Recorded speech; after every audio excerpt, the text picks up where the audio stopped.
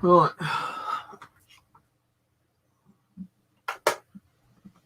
Well, I see no one on at the moment, so I'm just going to sit there and wait. If people do come on, that'd be great. At the moment, so I'm just going to. So if people do come and watch, that's fair enough. If they don't, then it'll be a very, very short stream. I'll tell you that for one thing. So, hope everyone's okay. Getting on life. Especially in the situation we're in. Not able to do much. I'm just sitting there pondering, like, if I was going to go on and play some more Miss Survival gaming tonight, but I thought I'd just do a little stream on here, see who comes on, see if we can get someone on the chat. If anyone wants to come on the chat, then let me know in Facebook. If you've got me on Facebook, then I can send you a link to join me if you want to join. If not, then I won't bother. I'm just going to sit here and have a little chat with my coffee.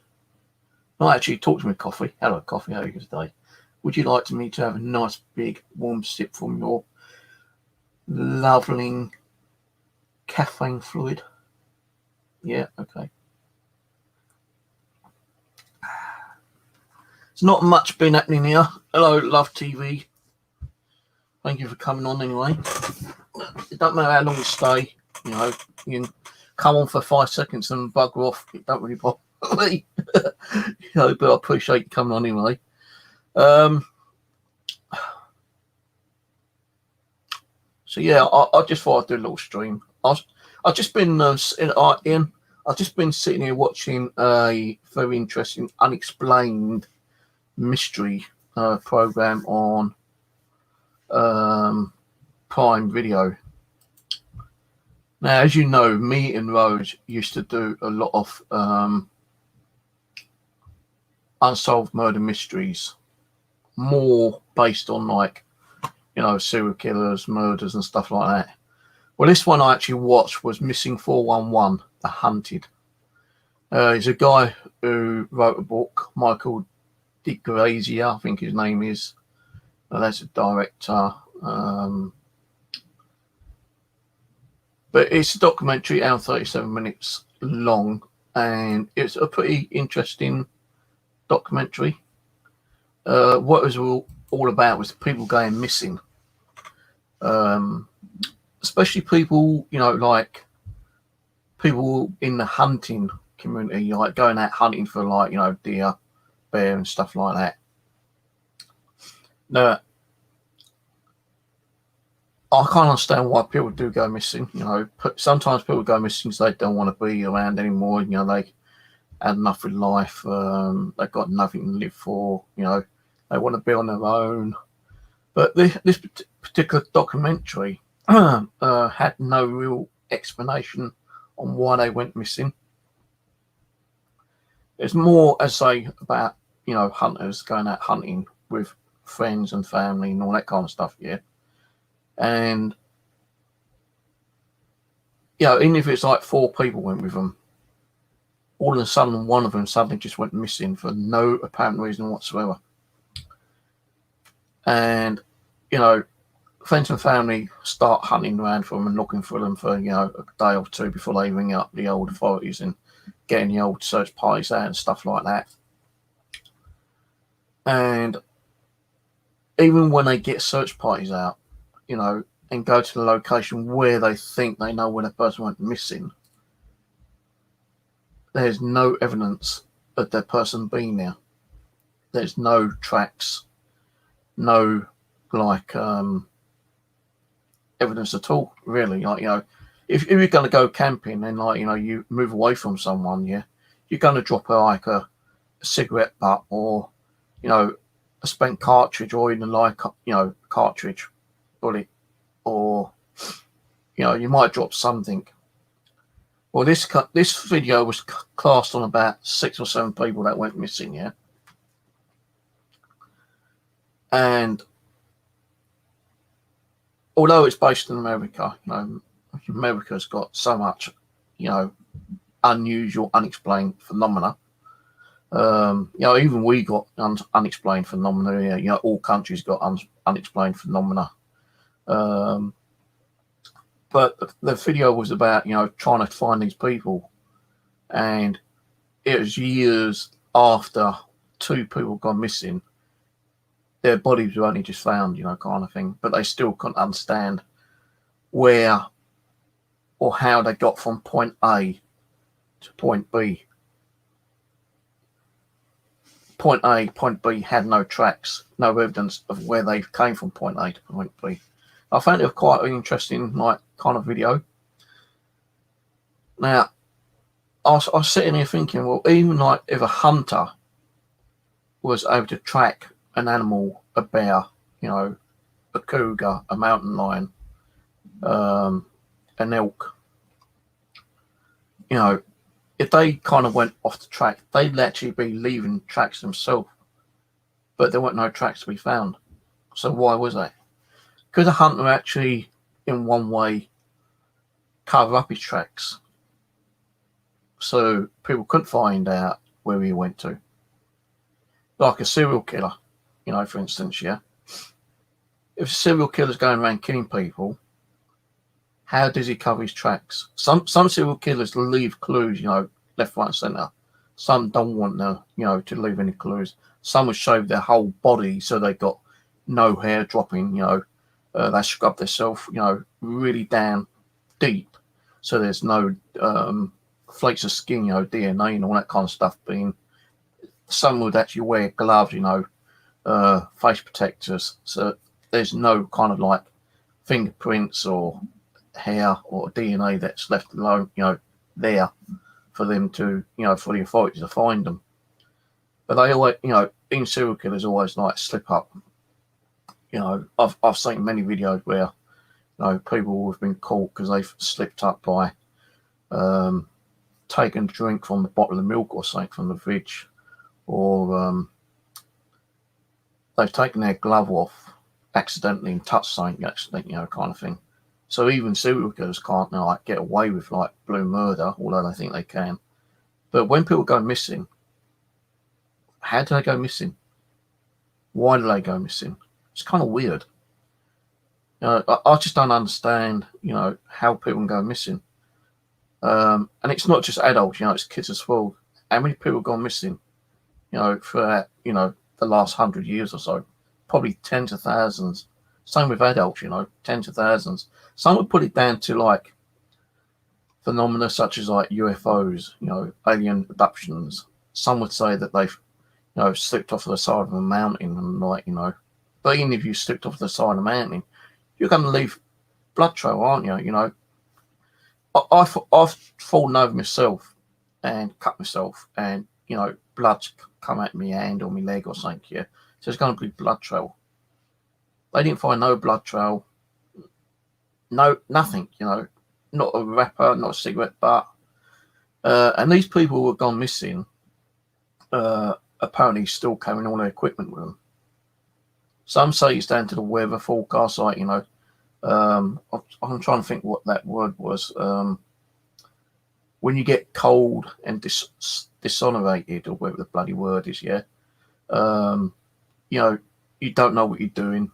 But even when you don't know what you're doing, you know, if you're moving around disoriented, you're still going to leave tracks.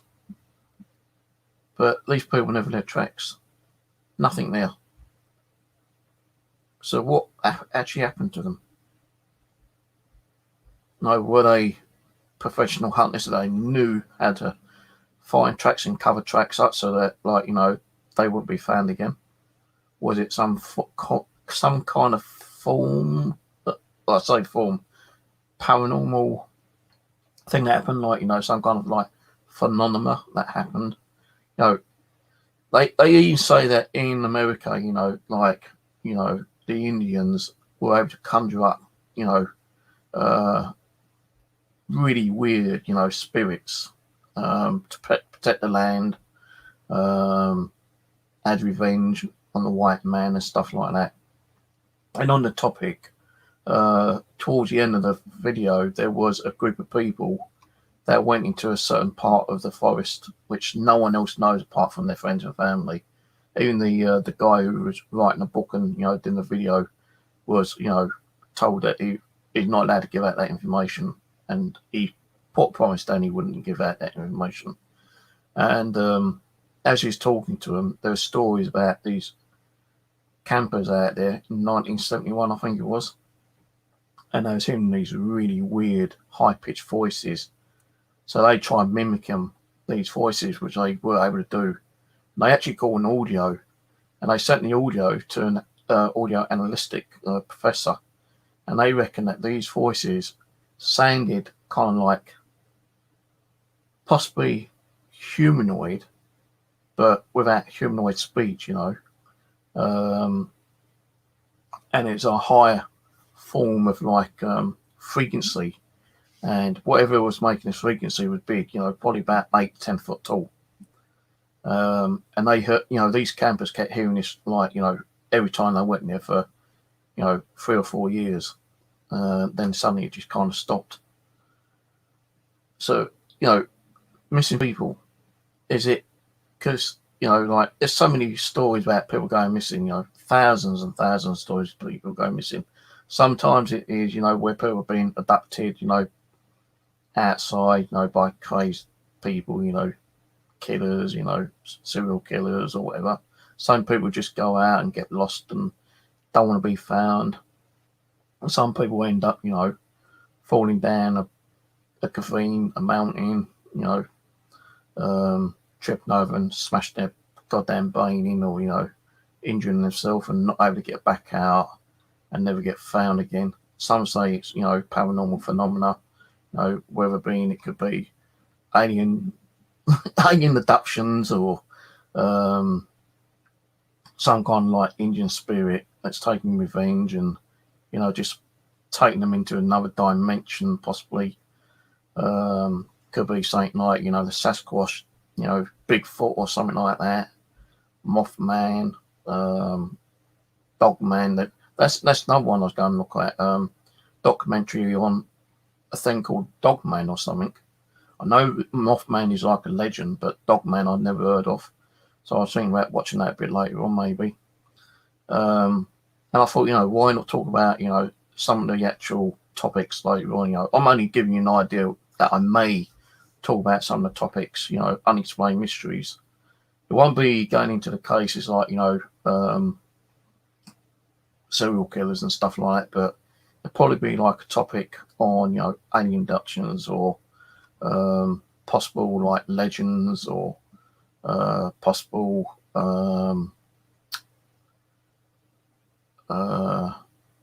abductions, legends, and just people just generally going missing kind of thing. I'm going to have to sit and like watch a lot of videos and try and remember some information, maybe write some information down. So I thought, maybe I could do that, if you're interested in watching that kind of stuff. I still do my paranormal stuff on the side time to time when I feel like doing it. But, while I'm trying to like get that energy back and, getting ready to come back possibly next month, February, to do some paranormal, I could start doing a little bit about, unexplained mysteries kind of thing, if you're interested. And if anyone else wants to jump on and join me, we can always like talk about a particular topic, whether it being, aliens, UFOs, people just going missing, Bigfoot, anything like that. We can talk about it, try to do a little bit of research on it and do a video on it. and see if anyone's interested in that kind of stuff.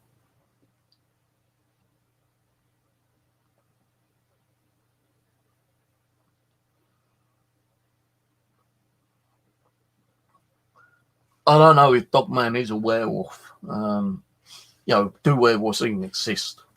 Do vampires exist? In that documentary I watched about hunters, towards the end, I think it was the last one he was talking about. There was a woman hunter who's got property, and she's got like one of these hunting tree frames thing where you climb up the centre of the tree and just keep an eye out on the land, kind of thing. And she was saying that while she's waiting, and keeping an eye out for any deer that she could shoot with a bow and arrow, she could hear the band, like a quarter mile, half a mile away near a local school playing, kind of thing, practicing. And all of a sudden she turned around and sees this thing sitting in a tree. Now, if you ever watched Arnold Schwarzenegger Predator, it actually kind of like mimicked that kind of thing. She said it was like a shimmery kind of camouflage of the trees that was moving.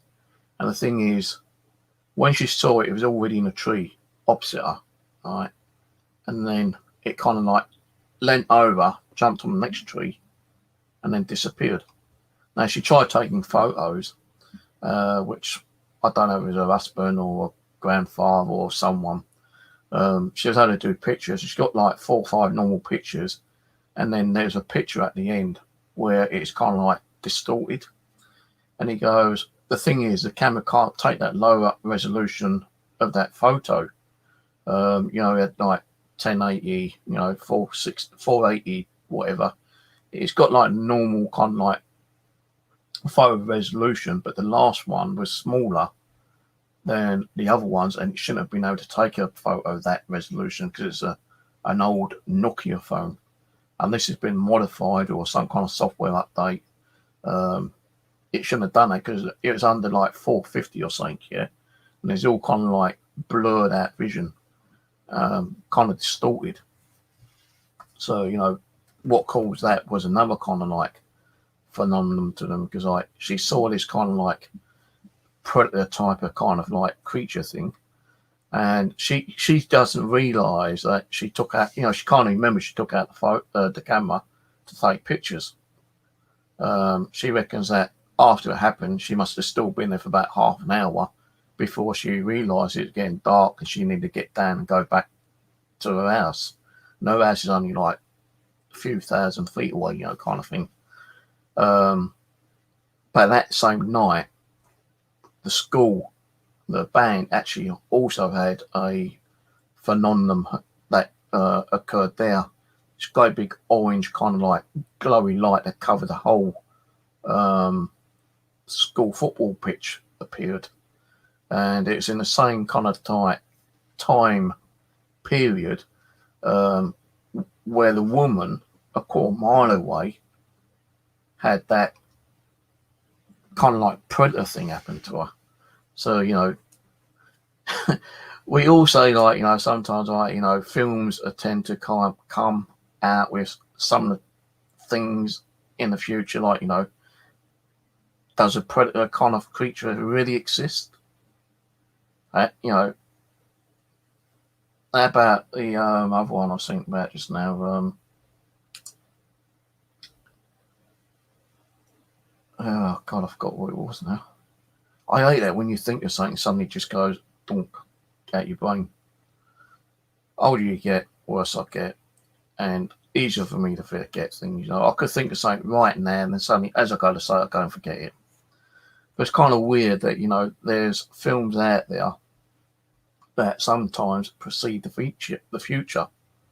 If you know what I mean, like there's been events in movies where it's actually happened in the future. Now, let's say Predator was just a sci-fi, fantasy film, which to me is. Is there something out there that can actually manipulate the spectrum of light? You know, is there some kind of like kind of military kind of camouflage that can actually manipulate some kind of humanoid or alien form, you know, jumping around in trees, just like it was in Predator? Don't know. You know, technology is getting crazier and crazier each year now, isn't it? You know, kind of thing. We're always getting upgrades and new technology coming through to us. And I've always said, how the hell have we got all this technology when 100 years ago we had nothing? You know, let's say man appeared on this planet, either brought here or we came from, like, you know, the sea, as some people say, or we came from like some kind of like organic organism or whatever.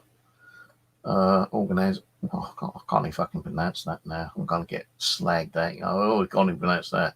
No, I do have problems with pronouncing words. Organism or whatever it is. You know what I mean? You know, did we come from ape? Well, where did ape come from? But let's say, like, you know, 1 BC or 100,000 BC. Let's say from year 2000, for instance, yeah? No, not minus 2. It's 2021 now, right? Okay, let's say 2021. Who created the date? Who made it day 1? Who made it day 2? Who made it day 3? We don't know. Probably in the Bible. Don't know, but who made the Bible? What was the Bible there for, you know? There's many things that have been mentioned in the Bible that has apparently happened. There's people that's actually like forecast years and years ago that things were going to happen, and it's happened. You know, I don't know. But, you know, 100 years ago, we didn't have all this technology. Where did all this technology come from? You know, 100 years ago, we still had fucking bows and arrows, and we didn't even understand like gunpowder. We didn't even have like a gun, you know, to shoot or anything like that. And many people say, like, you know, alien technology. Well, Roswell didn't happen until, like, what was it, 1940s, 50s, or whatever. And, like, you know, we had technology then. You know, we had the radio. I think we had TV, I'm not sure, around about that time. But I reckon, like, you know, a lot of the technology came from the Roswell crash. And since then, you know, we may be kind of like visited by, you know, people from another world that's giving us technology every year. Now, they reckon some of the people in the government are fucking like aliens. You know, aliens that actually look humanoid or are in some way, I suppose, like created by aliens, you know, under genetics, you know, making humans and getting them into higher power. You know, it's kind of weird what I'm saying, I know, but that's what I've seen and read, you know, in documents and, you know, on TV. And we know it's probably a load of bollocks, but, you know, how do we know that there ain't aliens in the government? We don't. You know, how do we know aliens exist? We don't. But, you know, Roswell, you know, they reckon that was a weather balloon, didn't they, at one time?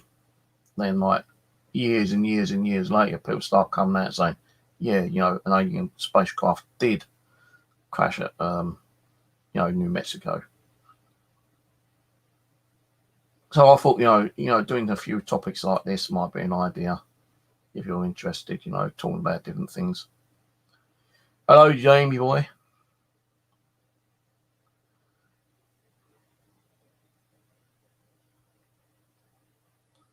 Yeah, chameleon blends in with the trees. Well, if you think about it, you know, nowadays, you know, even clothing, like my pants here, if you're in a certain wooded area, they can blend in quite well with trees and bushes and stuff like that. That's why they made it, try to camouflage humans in with the the vegetation, so that the animals can't see us that clear. How do we know animals can actually see us all that well? They can hear us, they can sense us, but can they see us? So when you've got like camo clothing, when I've been up on my bushcraft, and I'm being honest and truthful with you, there wasn't a lot of leaves and foliage around at the time when I was actually building it. It's just getting into that time when leaves were actually growing on the trees. The foliage was growing, and I think it's probably within about 2, maybe 3 weeks when things started growing, kind of like more rapidly. I was wearing my camo, and you can still see like the footpath along the back part of the public woods, which backs onto my landowner's property here.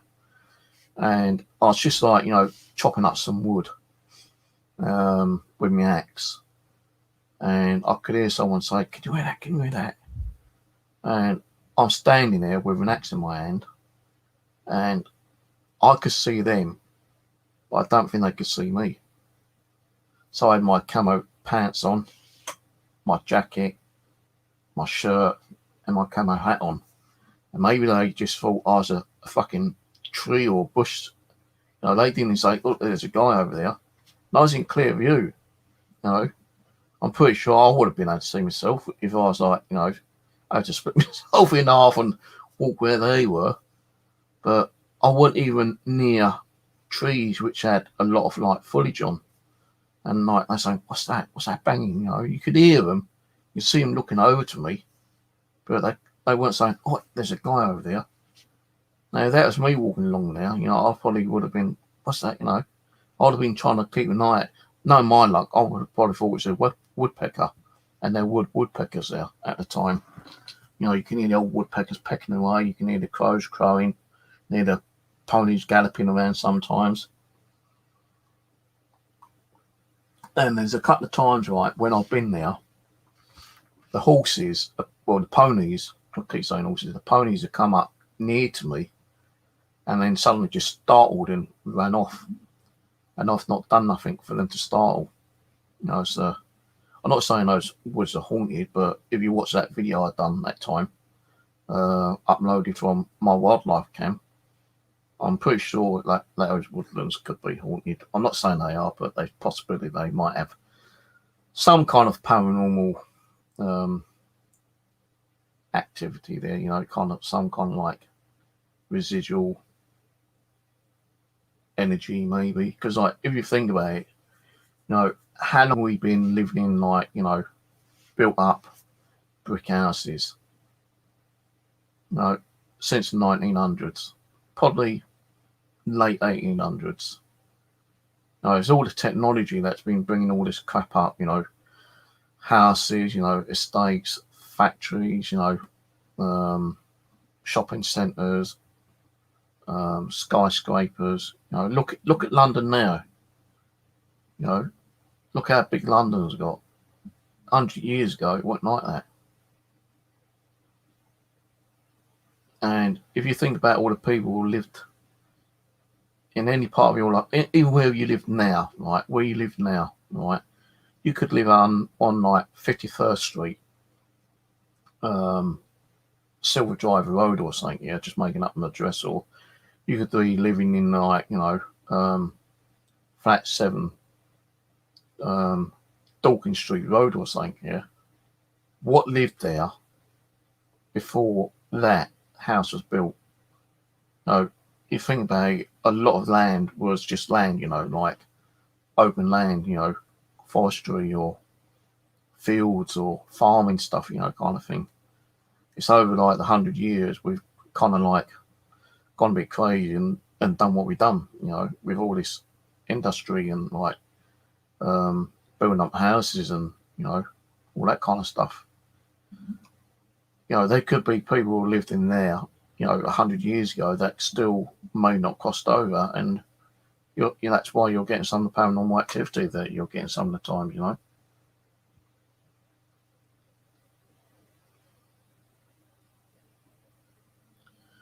Yeah, well, as I said, I think a lot of people in the government may be aliens, but we won't go there, to be honest with you. But as I say, I thought about doing some of these like unexplained mysteries. I might talk about the Dog Man, the Mothman, what I think about other topics like Sasquatch and Abominable Snowman and the Yeti and Bigfoot. I think they're all from the same kind of family background. Just like they kind of like split up into four different groups, and over time their appearance has changed a little bit. So I might go into that maybe. I still probably doing I still will be doing my paranormal, but not as much at the moment. As I say, I'm still trying to build up and think about what to do. I've still got problems with the DVR system. My living room camera just keeps going on and off, on and off, on and off. As you can see, if I point that over,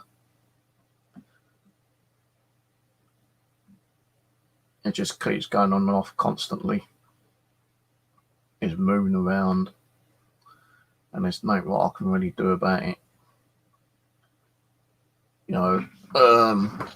My bedroom one, the top camera there, does that sometimes as well. There's just nothing I can do about it. I can't afford to buy another one. Not at this time anyway. I do have the money, but I'm with this computer at the moment, I'm still having problems with the computer time to time. And I may need that money for the computer, but the DVR, can't do nothing about it. Someone did mention that they had stuff that they would send me, but it never happened. And I wasn't expecting it to happen, actually. But, no, if the person has sent me the stuff that they said they was going to send me, I might have had this up and running properly, and I might have done some more live streams with the cameras, but I can't be doing it because, like, one, I don't have the software installed, and two, the cameras just keep going on and off like crazy. I'm not saying it's not anything paranormal. It's not. It's just technical issues. Technical issues I can't afford to sort out at this time. I was looking at how much a new setup would cost. 8-camera, like I've got here, 8-camera DVR system. You're talking 200 quid. 200 quid. And I'm not lying to you. You'd go on eBay and do 8-camera DVR CCTV. It's all about 200 quid. Some people say, well, just get a 4-camera. I don't want 4-camera. I started off with a 4-camera and I went on to 8-camera. And I think this is my third 8-camera system. I don't think it's the actual base unit. I think it's the cameras itself. And you can't put any camera on any system. I've tried it. I've got cameras knocking around here, which I don't use. I've tried putting it on here, right? And some of the cameras either are too zoomed in, because it's like 3,000 VTR, whatever it is, when the system should only be using like 1080p or something, So there are different compatibility issues as well. So, I would probably try to get myself a new but older model, like a 1080p one. Because a 1080p, you got more of an open kind of like dimension of a video. When it's like 3000 VTR, it's cut up so much that you're only getting a fraction or like a quarter of what I used to get on 1080p. So that's ones I would probably want to get, but the 1080p, because they're getting old, they tend to be a little bit more expensive. So, and I was looking at, just buying the cameras itself and the cables, but in the 8 cameras and cables are going to be like 100, 150 quid. The system I was looking at yesterday, it's like 200 quid with a 1 terabyte hard drive in it. There are other ones where you can get, than without the hard drive, but it's like 175 quid, you know, and like if I was to buy a hard drive separately, that's like 50 quid by itself, just for a DVR hard drive. So, you know, I would need to probably buy myself a complete new unit, but a 1080p one. And then I'll have to strip all this down and get it all working and everything.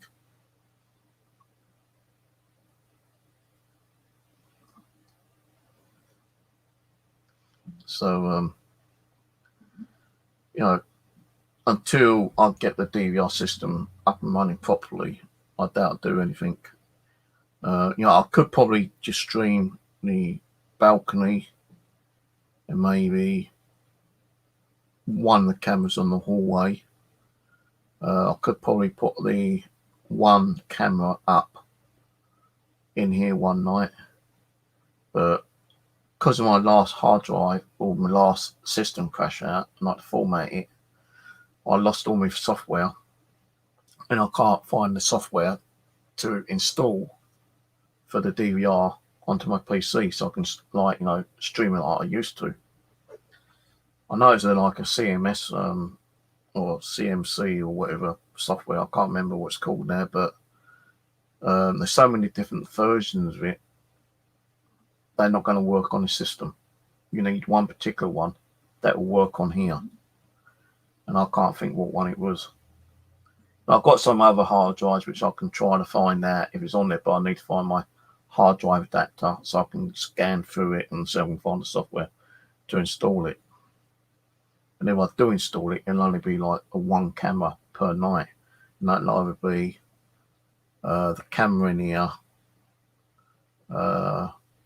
I could stream the kitchen one, the hallway one, and the balcony one, but I won't be able to do it like full camera like I used to. Well, I can do it with the kitchen, the two hallway ones, and the balcony one. I can do that as a full camera overnight, but the first four cameras, the two bedroom ones, and the two living room ones would be impossible to use because like camera 4 keeps glitching out all the time. Camera 3, which is also the living room, is just like a rolled pixel. The only two which are working okay is the two bedroom ones, and I want to be doing a 4 camera one from camera 1 to 4 when 2 of them are completely like screwed up. Even in here sometimes the one behind me does the same thing as what camera 4 is in the living room's doing, like just glitching out time to time, and like, you know, 1 minute's going 1080p, or it's going 1080 N AND, then it goes to 960H. So I think what's happening there's a lens issue there. And you know, I went in there last night. I turned the light on for a few minutes, turned it off, and when I came back in here, the brightness of the camera went darker, but you can see that quite big, like, you know, rolling line, and it's like, you know, that big on the screen, and the screen's only that size, so it's actually covering half the screen up. And it's doing that on the other one as well, but it's picking up the other one very brightly when it should be brightly. It should be like kind of semi-dark, because it is pitch black in there. So why it's like bringing that up bright white, I don't know. I think it is the cameras that's causing the problems actually. But if I do any streams, if I can get the software up and running, it'll probably be one camera. As I say, it could be a hallway, it could be the DVR on the balcony, or it might be the kitchen one. I don't really want to be doing the living room ones at the moment because my living room's full of junk. You know, so much stuff in there. I can barely walk around in there as it is. I went in there today and I thought, let me unplug that camera and sort it back out. But I can't even get to the camera because there's so much stuff in the way. So I thought, fuck that. So, you know, I need to sort out the living room. And if I was to get, you know, the only reason I would sort that living room was if I got a new DVR system. I'm not going to start fucking around with a camera that may or may not work if I exchange it over. I'd rather put a complete new setup. And what I was thinking of doing, actually, not getting ones like I've got at the moment. I'd like to get a Wi-Fi system, but that's even more expensive. That's like 300 quid, you know. Something like that anyway. But you still need to like nail them to the wall, you know, screw them to the wall and stuff. And that alone is a bit of a task to do. It's not like the ones I usually have. Oh, I've got over here.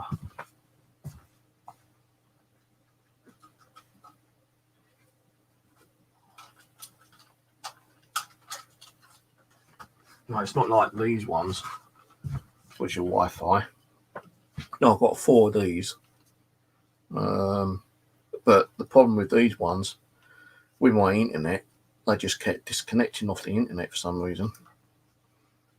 So that was a problem.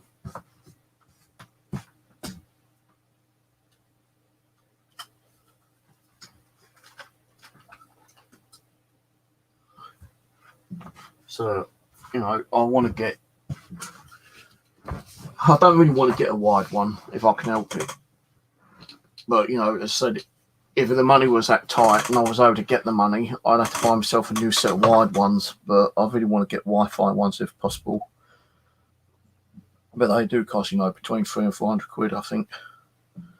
I'll have to check on Amazon and eBay and start saving up throughout the year. Oh, yeah, I've got a banging headache. I've not had no medication today, I don't think. But yeah, so what do you reckon? Me doing a little bit on the old mystery stuff? Would you like to see that? So you do, then I don't know when I start it, you know, I will start it, and but the only thing is I'll have to watch a few videos on one specific topic, and then write stuff down, you know, try to research it, you know, get me little pee-wee brain into track, you know, and do that kind of stuff. It's a shame that, you know, me and Rose don't stream anymore, because we could have been doing a lot more of the old unsolved murder mysteries, you know, the older serial killings, and, you know, the stuff like we did with Sandra Blaine, you know, Elizabeth Tate, Alicia Lamb, you know, that kind of stuff, Jack the Ripper. One I'd like to have done was Sweeney Todd, actually, but we never done that. But, you know, we've done quite a lot of different topics. I think we've done about 25, 30 streams on that kind of stuff. We did Fred West, I think. Yeah, I'm sure we did Fred West. Let me have a look. I'm sure we did Fred West.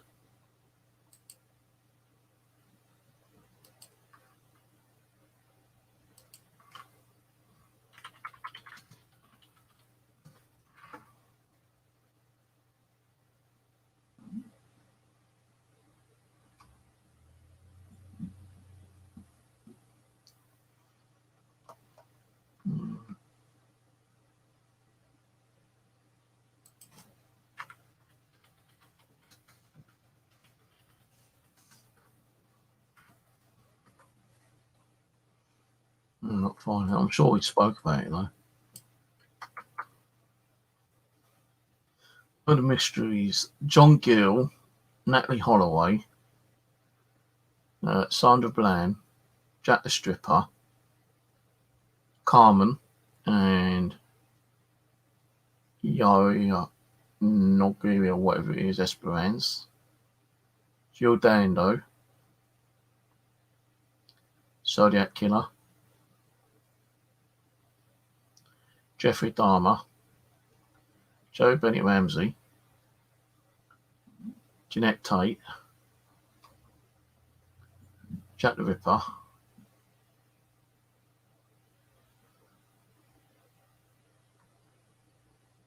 Elizabeth Lamb, Part 1 and 2,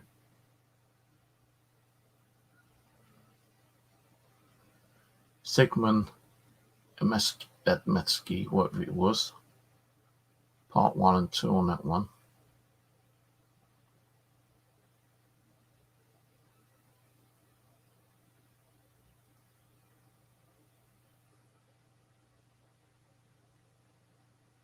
Black Dahlia. Not Dahlia. Black Dahlia. Done 2 on that.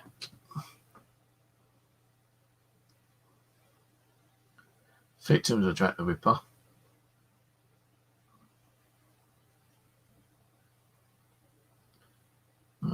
No Leash Lamb one.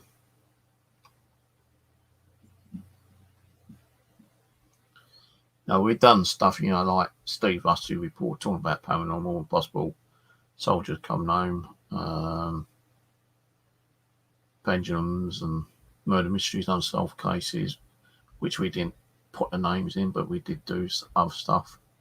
We did a Simon Bland story update. That's 2 years ago.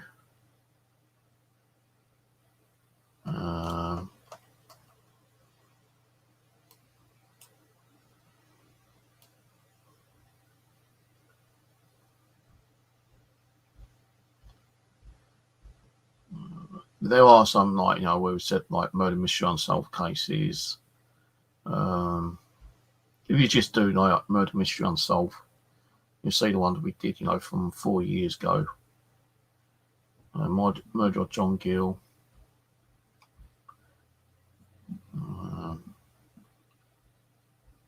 Murder mysteries. Unsolved murder mysteries return tonight.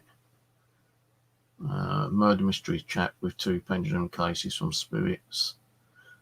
So we did do other ones where spirits came through and communicated with them, but we didn't do it as like, you know, we're going to be talking to blah blah blah.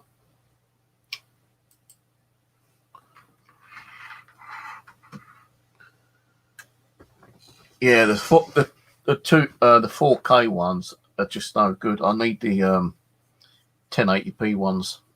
That's the ones I actually would prefer to use, because you get more review that way. With the old ones, they're just kind of like, you don't get the distance of the room than you would do. It's like you get a normal camera, and you turn it on, you get X amount of dimension. But if you want a close up, you have to like do a zoom, and that's what these cameras are like. These are like zoomed up cameras, and yeah, I think we did Ted Bundy. I can't remember. Ted Bundy.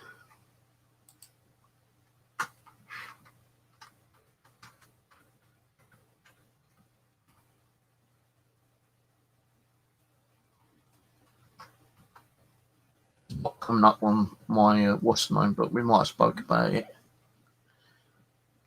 I know with the murder mysteries we did do, there were particular names that were not brought up in the actual topic description, but we did talk about them. It's like, you know, Jeffrey Dahmer, I think it was. Although we done one on him, it was with Alicia Lamb. We found out, I think it was Jeffrey Dahmer, who actually stayed in the same hotel than Alicia Lamb did, and there was reported that there were other cases of like dead bodies found in that hotel. And no, not crying. I've just got dirt or something in my eye. I've had it in like this for the last couple of hours.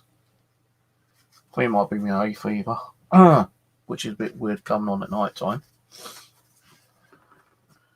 But yeah, you know, even if I can't do anything with other people, I'll still be doing stuff myself. You know, it'd be nice to do stuff with people. I'm talking about different kind of like paranormal events or mystery events or something. Richard Ramirez, I think we did do, and John Wayne Gacy, I think we did. But, you know, don't take my word on it. I'm sure we spoke about them in some of the actual streams. I nearly had to take all those videos down at one time. with me and Rose, but I thought, fuck it, why should I? So I left them all up. There were videos I did do with other people, which I did take down. Either put private or deleted them on request. But most of the videos that, when we had problems with, and I was requested to take them down, I put most of them on private. I don't know how many videos I've got on private, actually. I've not gone through my channel. Although it says, probably, if you go to my channel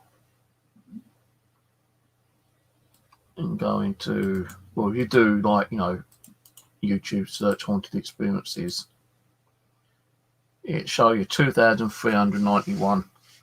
There's probably, if I didn't have to go in and look in, to all the private ones, there could be 2,500 videos. Around about that mark. Could be more, could be less, but I know there's a lot of videos I put private.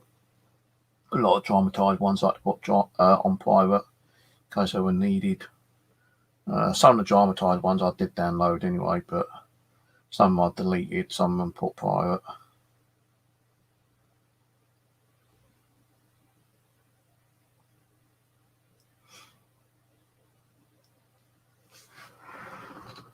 So,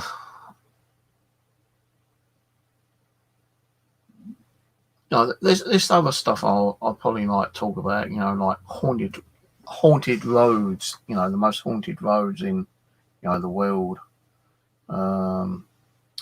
Ghostly encounters of other people's experiences, kind of thing. I'll even probably do a stream on some of the people I know that have had crazy ass experiences. But I probably might have to talk to them first before I can actually mention their names. No,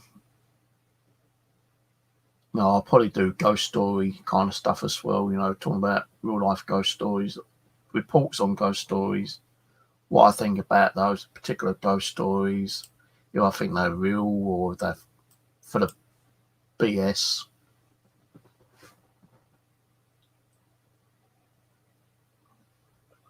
Shout me out, big fan man, Mike Ox Mills. Hello, Mike Ox Mills. Shout out for you.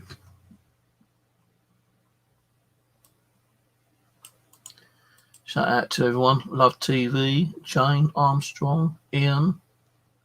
Jamie boy. There's 9 people watching, but so I can see who's in chat.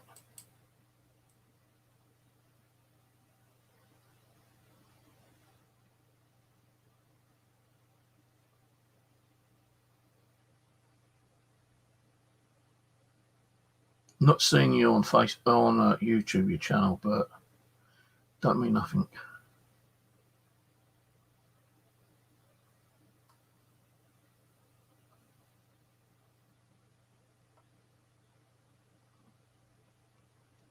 Another thing I might start doing is if I can, and I'll get me little peewee mind into it. Hello, Bev. How's it going? Hope you're doing well.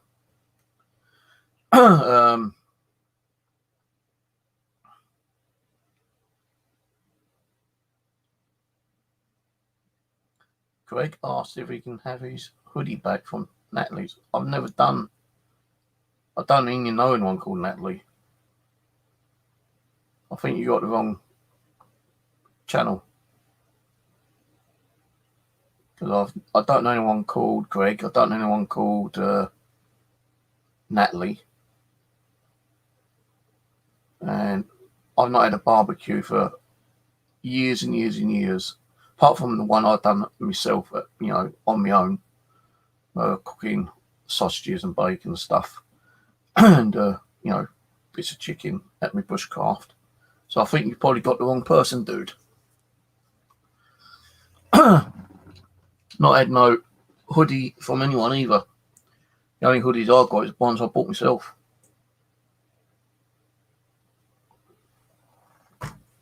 I am hoping to go down to Kent this year, Bev. I tried to plan it, not last bank holiday, the bank holiday before, 2019, when I went to the bank holiday reunion with my family. Although Aaron, I think, is kind of like not wanting to do paranormal anymore, I did speak to my other nephew, Warren, if he would take me over to Jordan's Wood to a newer part of the location. He said, yeah, if he's not working, he'd do it. So I would have to arrange something with him. And I think my other nephew, Simon, said he might come if he ain't doing nothing. So I do plan to go down there this year when it's warmer. And, the thing is, I don't know what time of the year. I want to be down there so, we get a little bit more darkness. Probably be, if I go down now, February, March, April, May, June, probably May, June time. But I've got to kind of like not do it in July, August, because I've got a court case thing going on, which I need to be attending to because I'm the witness and victim. So yeah, I'm hoping to go down this year. When it gets more daylight, but still doesn't get dark till around about 8, 9 o'clock time. Depending on the weather, I'm going to try to contact my nephew Warren, speak to him, and my sister Denise, because Warren is the son of my sister Denise, and I say, can I come down? And I'll bring some gear down, and if you're available, I'll try to give you a shout on Facebook and see if you want to meet up or something.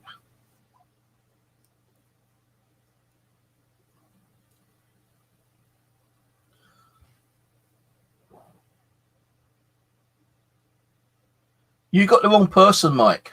You got the wrong person. I don't know anyone called Greg. No one's lent me a hoodie whatsoever. You got the wrong person, dude. Got the wrong person. I don't know anyone called Greg. No one's lent me a hoodie. I've never had crispy in my hair. Got the wrong person, man. I don't know.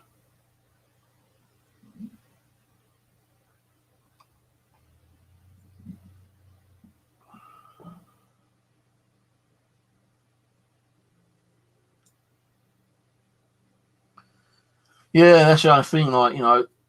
When I first started getting into the paranormal, I had no one to do any kind of ghost hunting with.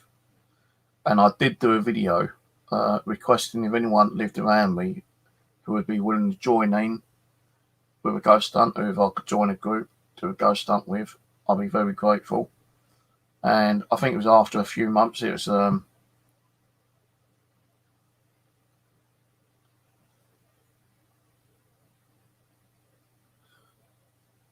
I don't even drink. Mate, I'm sorry, but you got the wrong person. I'm going to have to remove you because you've got the wrong person and you're bugging me out right now. So sorry, you got the wrong person. Go and find the right person because you've got the wrong person here. But goodbye. Fucking idiot. How many times I've got to tell the guy? I don't know anyone called Greg. I don't even know what the hell he's on about a hoodie. I've got no hoodie apart from my 2 black hoodies, which I bought myself. One of them's too bloody tight on me. The other one's like falling apart. Oh, God. Hello, Angela. If anyone else comes in, starts going on about Gregor and hoodies and drinks, just time them out for me. Guys, do my head in. Trying to kind of like sidetrack me on what I'm trying to fucking talk about, man.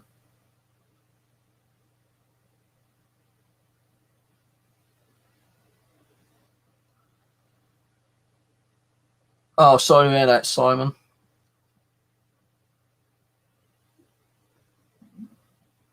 Sorry about that, mate. Well, at least he'll be up in Animal Kingdom with his parents that gave birth to him. Or her. No, I think there is 2 kind of like, I suppose, spiritual domains that, you know, animals go to and we go to. And I know I've kind of like bumped into the topic before, you know, like we survive on animals, don't we? You know, where do cows and pigs and chickens and hens go to after they've been sadly executed for future consumption for us to live on? Where do they go to? Where do the spirits disappear to? You know, I don't think it's in the same spiritual realm that we go to.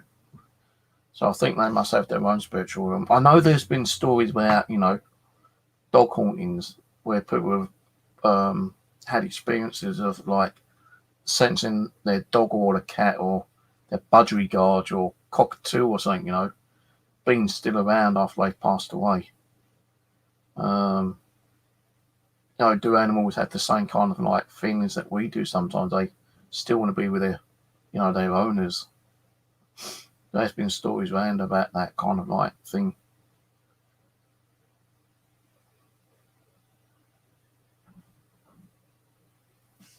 Let's see, funny.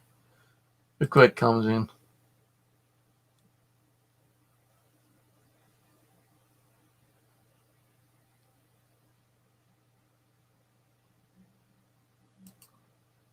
But he can be removed as well.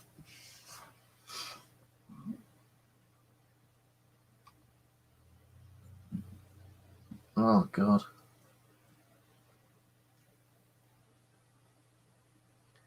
I don't think, you know, animal spirits, well, I'm not saying they don't, you know, I'm pretty sure they can move on straight away if they want to, but if they've been loved and cared for quite a lot, sometimes I feel that, you know, or sense spirit animals, you know, animal spirits can still linger around their, you know, beloved owners if they wish to.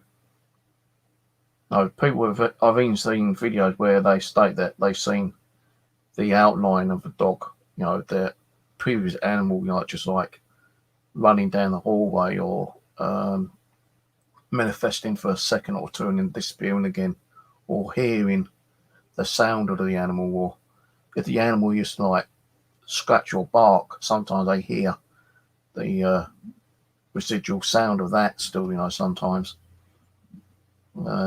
Some people say it's, you know, just down to like, you know, the emotions of the owner that they can't and ain't willing to like, you know, not forget about it, I suppose, in one way.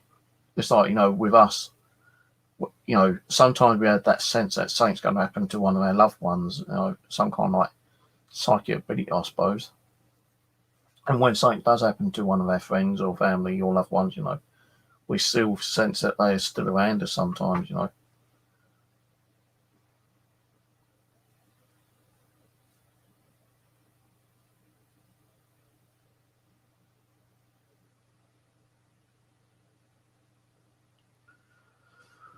I've got to get that cobweb off of that hallway. I keep forgetting to do that cobweb on the hallway camera. There's a cobweb on there I need to clear.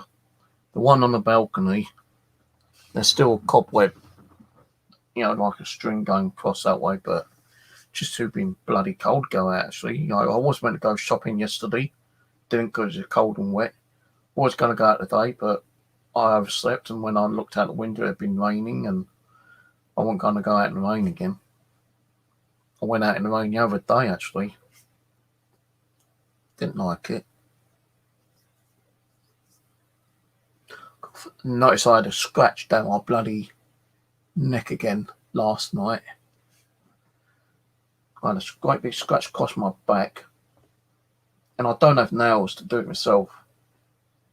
But some people say when you bite your nails, you know, sometimes you leave a little sharp edge there, where you're not chewed it away sometimes, because I do chew my nails, and sometimes you scratch still. That little piece can like cause the actual scratch mark. But what I can't understand when, like, you know, people, you know, when you think you can trust on the paranormal team, you know, suddenly get scratched and you're right next to them, you can see every movement. And they say, oh, they scratched himself when they didn't, because you knew that they didn't do it because you was right next to them. You know, I'm not saying it's, you know, paranormal with the scratches there. But I've heard a few weird things in here over the last few nights. I still hear like little knocks and taps in here, which I can't explain. So always when I turn off the internet, I used to have my computer on 24/7, 7 days a week. But now when I go to bed, I turn it off. I turn the computer off all the time now, just in case, something happens to it and it shuts down and it screws up the computer. So I turn it off every night. And when I go to bed, I'm laying there and I'm just about going to go to sleep and you suddenly hear like a knock or a tap or a creak or a rattle, a rustle or something, I've not heard those voices like I heard the other night. Like 4 or 5 times, within minutes of each other, you heard I heard like a woman. It sounded like a woman trying to say something. You went, like that, and you think, now, even if it was someone outside, I'd have probably heard what they said, because like these windows ain't like they're meant to be double glazed, but I don't think they are double glazed kind of thing, But it's the same. 4 times I heard that, and it's the same kind of like. It sounded like a woman. I don't know if it was a woman with a speech implement, implement. I can't even pronounce it now. Speech issue, or it was just like a dulled speech. But it was like 4 times I heard it, and like the first time I thought, just imagined it. Second time I thought, well, maybe it's someone outside. Third time, I'm up looking around, Fourth time, right, where's my camcorder? Couldn't find my camcorder. Woke up in the morning, camcorder right next to me. So I didn't get to record or anything.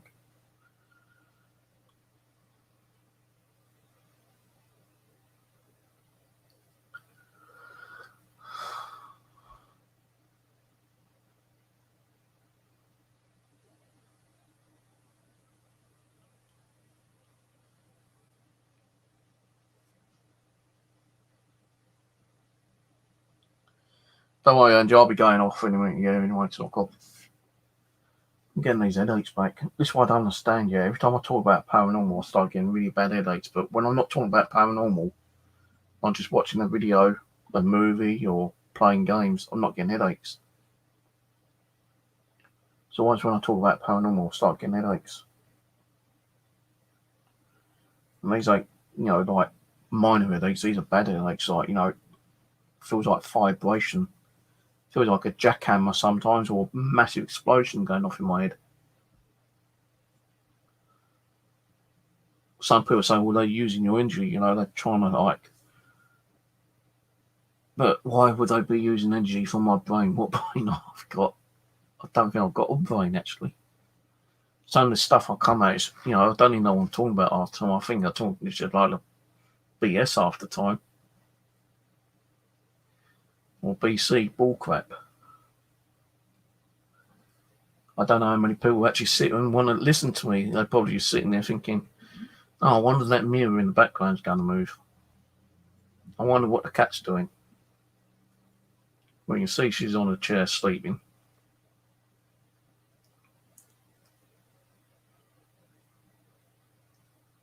I have noticed on some of my videos, though, the light keeps kind of like dimming in and out when it shouldn't.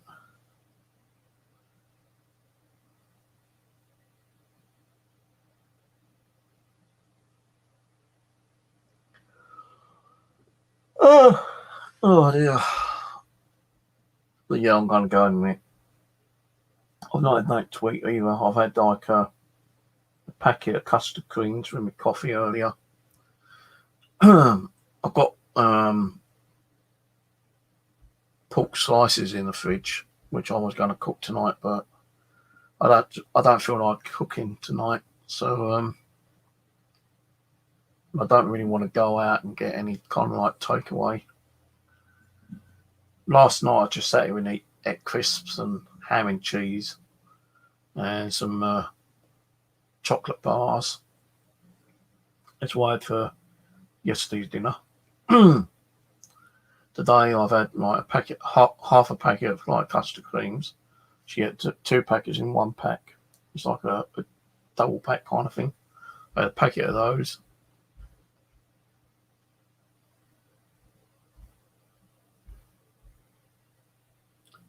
No, this is a pre-recorded video, I'm afraid to say. This video content was recorded 24 hours ago. So I'm afraid this is not a real. Can we transmit love? Well, you can. I don't think you can transmit love. You can send out vibrations of love, I suppose. I don't think you can teleport it or, through the internet. You can say, hey, I love you, man. But that's not really love, is it really? Love is just a word to me. What is real love? I thought real love was like a relationship where you got on with your partner and had a happy, loving marriage and had loving kids. Well, that happened for a while, but then the love just disintegrated, and that was it. So love to me isn't really real at the moment, to be honest with you.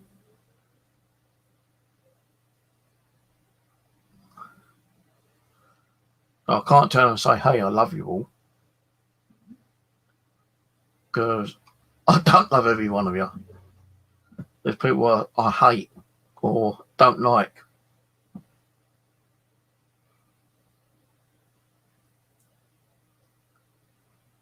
It's probably one of them two idiots that come on a little while ago.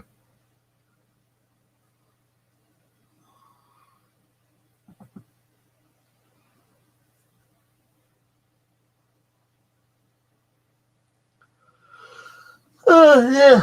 Well, I probably might go and... Oh, God. I was going to have a game on Miss Survival or Call of the Wild, but so I thought I'd come on there for a little while, give you an idea of what I might do. But it depends. If anyone wants to sit and listen to me blab on about unsolved mysteries or mystery events or, different topics on mystery kind of file cases. Now, the ones that we used to do with Rose, I don't think they'll ever happen again. I don't think. I'd like to see it happen. But the problem with when me and Rose try to team up, we got the haters that come on and disrupt the channel and cause havoc, kind of thing. Like, whoever it is don't want me and Rose to stream anymore. And I'll keep saying to her, screw them. We do what we do. If you let that happen all the time, then, more for you, really. Just ignore them. If you ignore them, then eventually they're going to go away. And they may go away for a little while, but then they come back and start stirring shit up again and like lying and causing us to have arguments and falling out like we did last time. And I said to her, if that happens, then, you're letting them win. You're falling into their little trap. We should be doing what we loved to do, stream, either singly or together, get back doing the unsolved mystery kind of cases, get some of the viewers, some of their friends back. If we get the idiots on here, then just block them and ignore them. We've got moderators on here.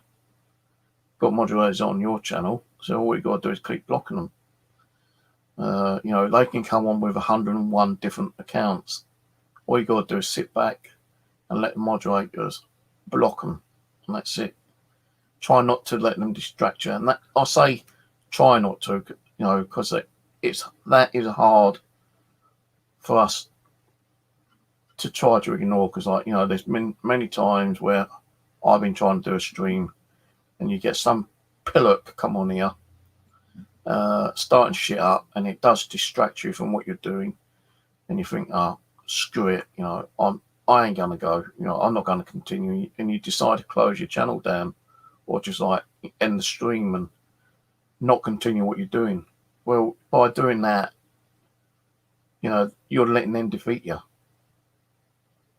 And we can't let them defeat us. We should be carrying on and just ignoring them. Whatever they say or do, you just ignore them. Because you know it's just all full of bull crap. It's jealousy, it's hate. They've just been a goddamn pain in the backside. And it's making them look like more stupid than anything else. Now, I don't go on people's channels and be a pain in the arse and, cause, problems and hate and,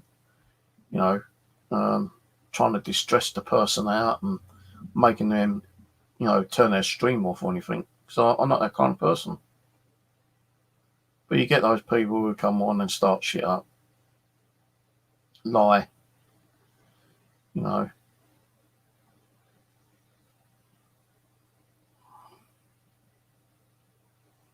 Oh, yeah, and I did get an email back from that officer the other day when I reported the person replying, putting my postal address up on my live stream. She's passed. The person I sent the message to is the CPS crime witness officer, yeah. I sent her the message and she sent it to the officer who was dealing with the main case. And she's forwarded it to him. But at the moment, I think he's on other case files, different things that he's doing. So it's going to take a little bit of time. And I did say it will probably take time. But she did say that she's definitely sent an email to them saying that, people have been on my channel, posting out my name and address and all that kind of stuff again.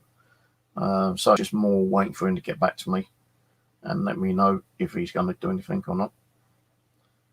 Because as I said the other night, you can come on and post my name and address out, which you did do. You even came on using my daughter's name. So you're dragging my family into the bullshit harassment again, yeah? There's only 2 people who have ever done that, and one of them has already been arrested. The other person got away with it. Now, I can't say it's the 2 people that I've had problems with in the past, because some of you know that my daughter does come on here sometimes to say hello. But thing being is that, like I said the other night, you may think you're safe hiding behind your keyboard under a different VPN IP address. You're not, because you're leaving a trail, a little fingerprint trail or a digital footprint trail. Just like these murder mysteries, unsolved cases, you leave a trail for the investigators to find you. And these investigators are police investigators, and they will find you. They will track you down. And if it's a serious case of giving out people's identities, you can be arrested and prosecuted for it. Well, hang on, I need to go and get a drink and go for a pee. Hold on a minute.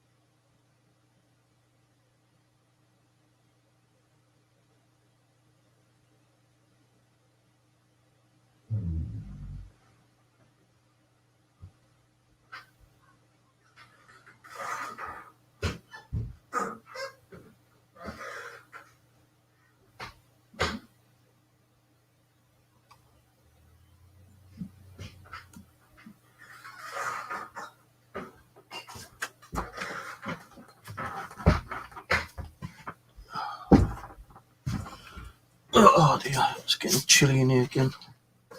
No, I spent more electric on my fan heater than I normally do every other week.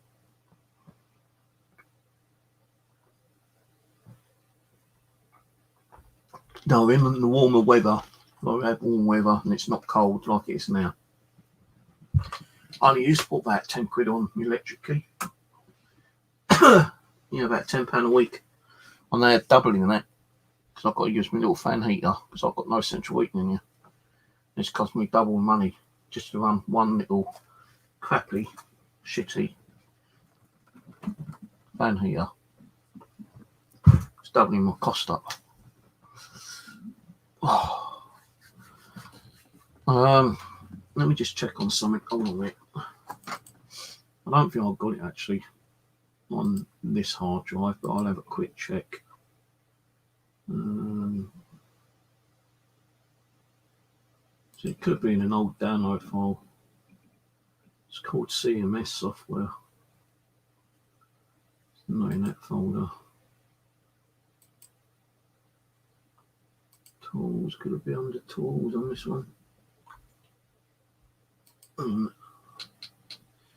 CMS, there's one version. So I've got like 2 or 3 different versions of CMS.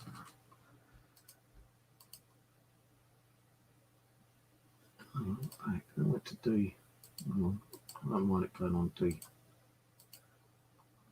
So I can't get the CMS working on the DVR. Then the only other way of doing it, I suppose, could be through webcam in here once every so often.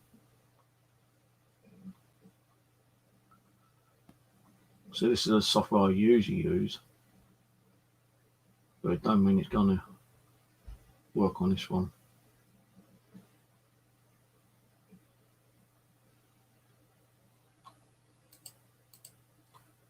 It's not working.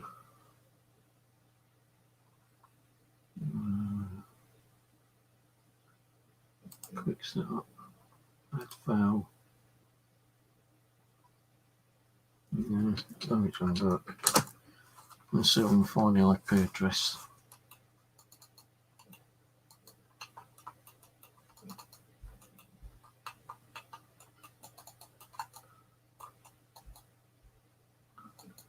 Main menu, system,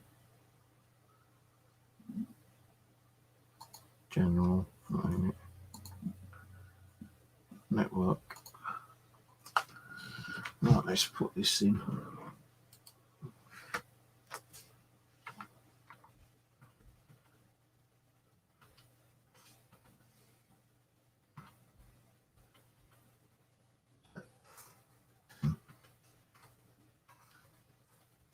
Gateway.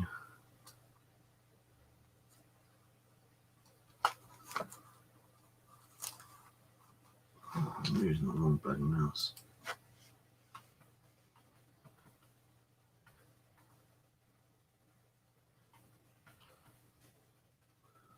Alt.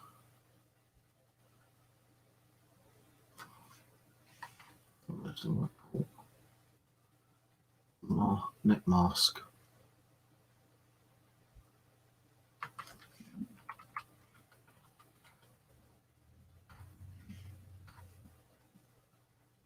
Mac. Right there, Mac. Oh no. Right.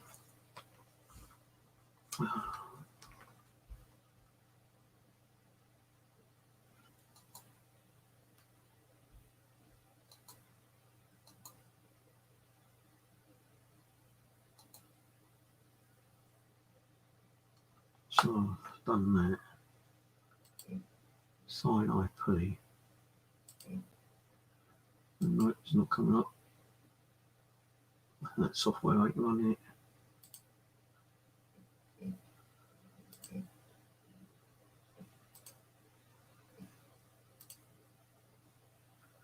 Because the DVR system I've got running is a completely different one that I used to use.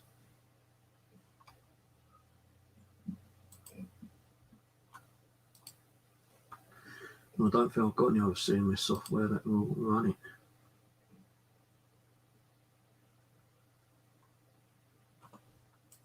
Downloads.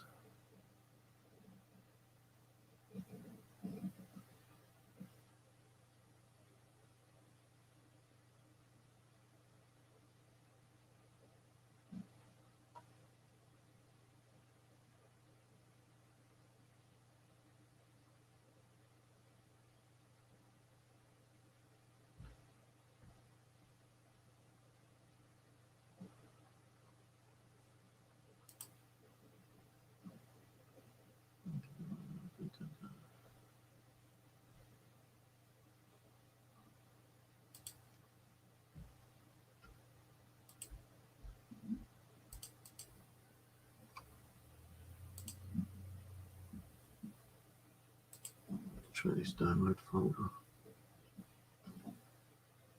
No, none in that one.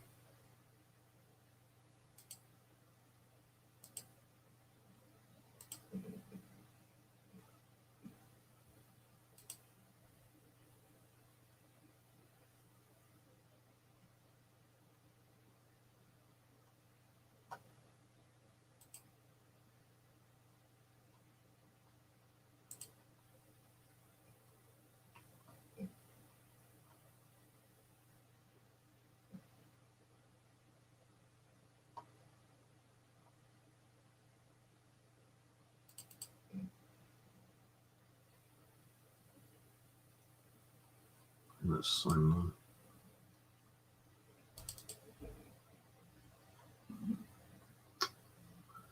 I'll fill that in there.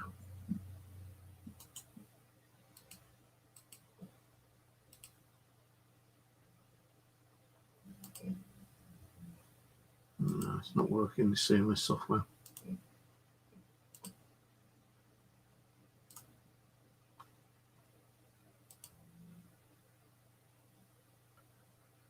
Let's try the IP again.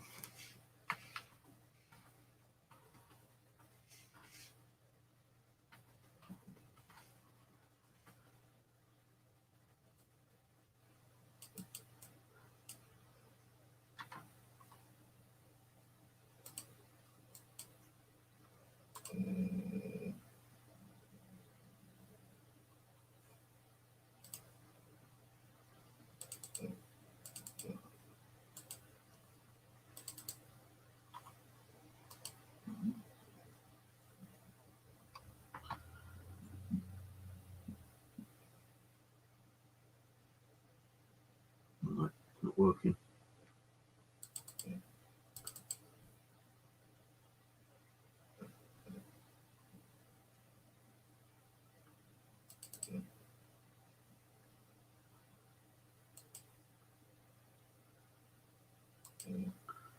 No, no video. Let's see if I can find a quick version.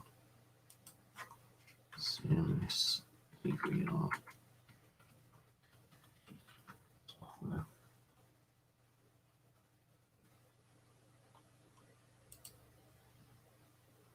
There's so many different versions. I think that's the problem.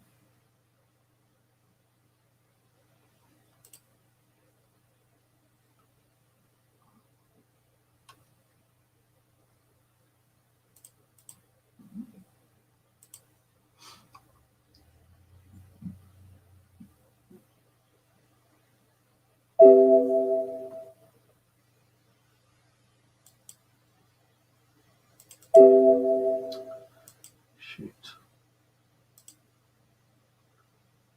Won't extract it. Let's try extracting to desktop.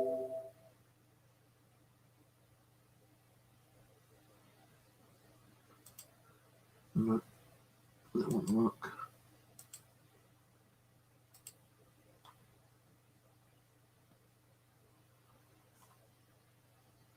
For some reason, all the mics are fucking running.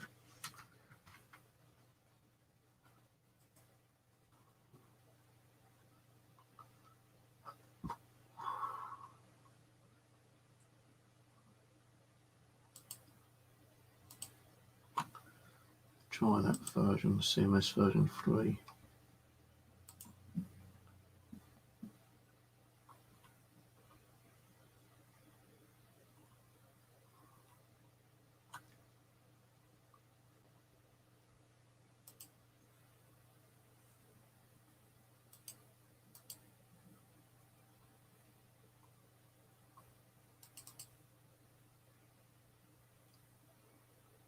There's so many different types of software.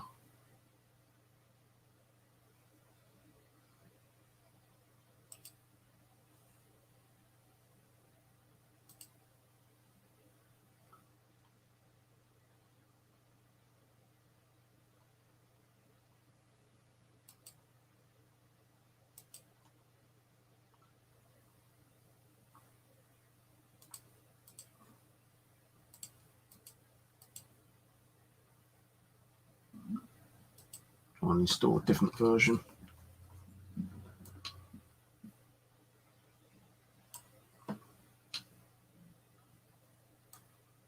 I can't run it if I ain't got the right software.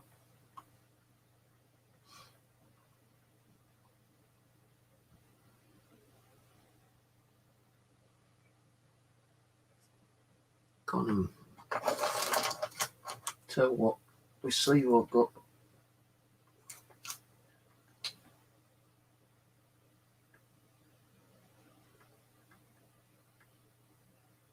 Florian, I think it's called. So I'll find some software for that.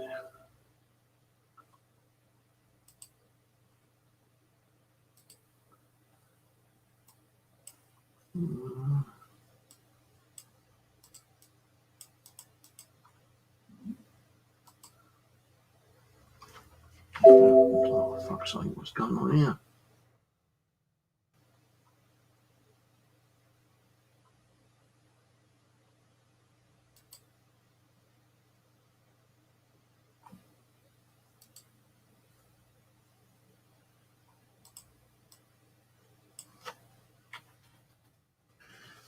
Oh. I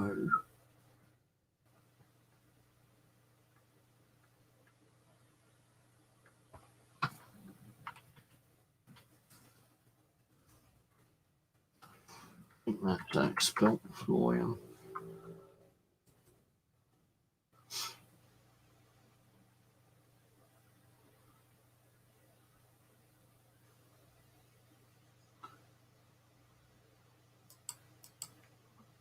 Oh, looks completely crashed on me.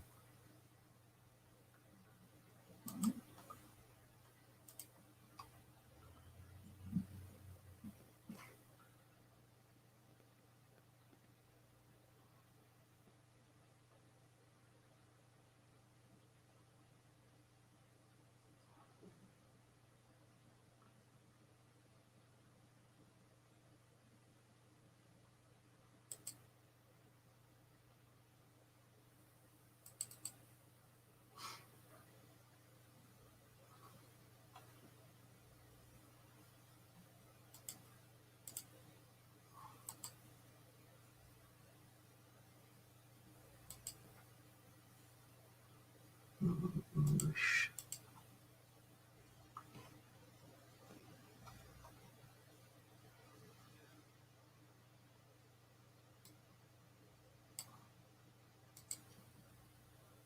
The same stuff I'm already downloading. Already downloaded.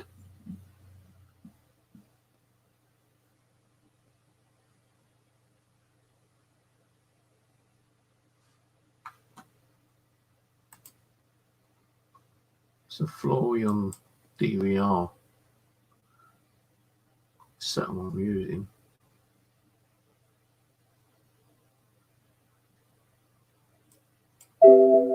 Go to System Device Menu. System Device Manager.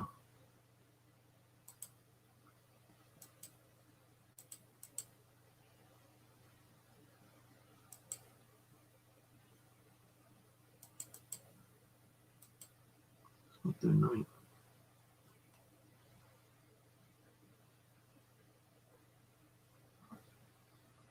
Keeps crashing this one.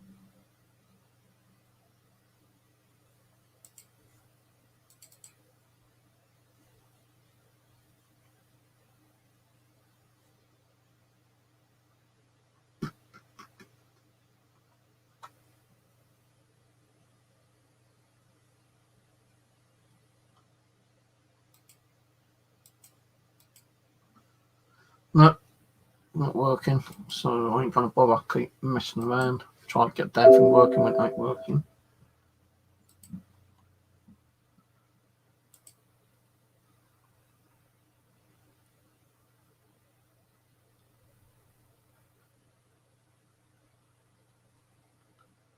Oh, I love you all. Of course I love you all. I love the people on here, but I hate the haters. I don't like the haters out there. System. Local config.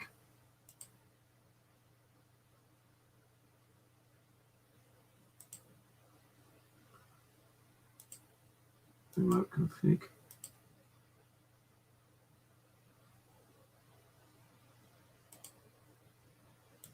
System. It's not saying add area. Add area. Home. So what does that do? Add device, modify and delete doesn't work.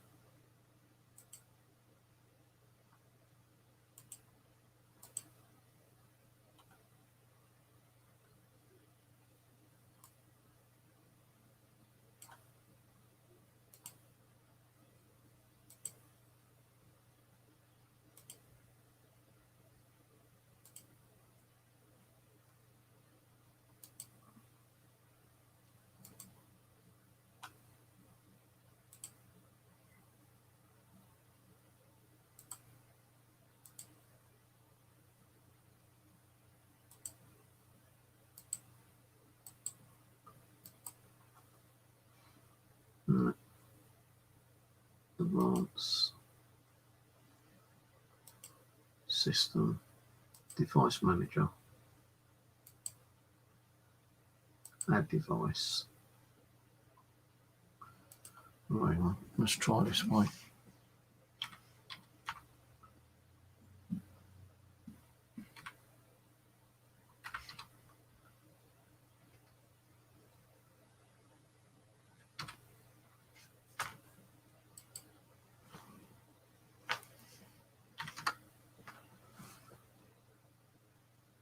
Nice name home.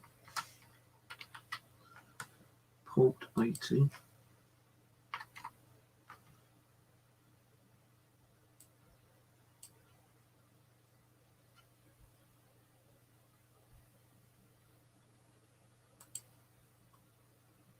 No time I click on it, it just says edit no response, not responding. Can't find your device.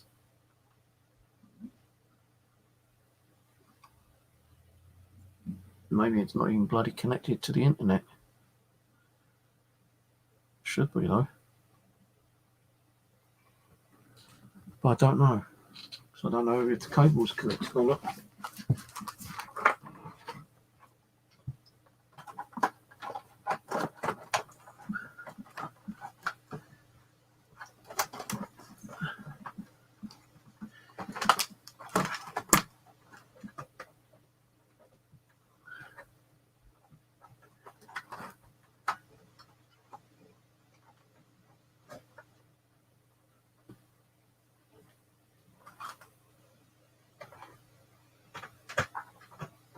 There's a blue cable and wait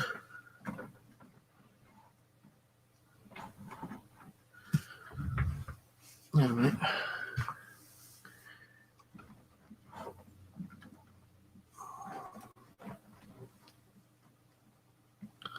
That's to my internet. It might not even be connected.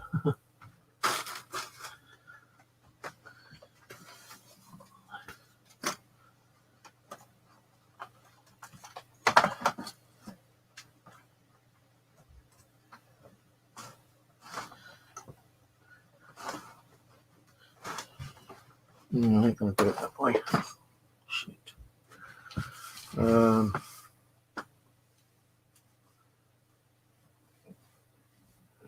I need one of these. I don't think it's long enough. Well, it might be. I need one of these cables all on it.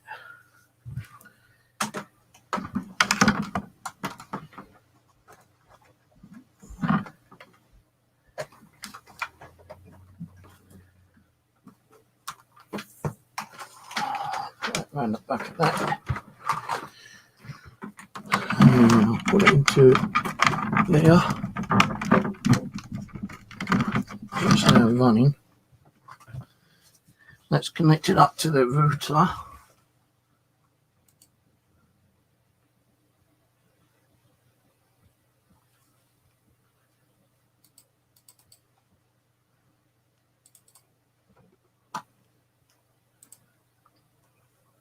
Settings. Quick setup. Add file. Can't find the device.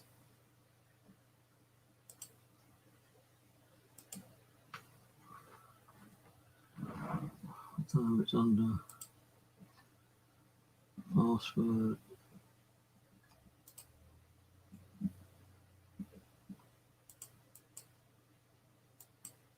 No, it just keeps crashing out. Says I'll do anything with it.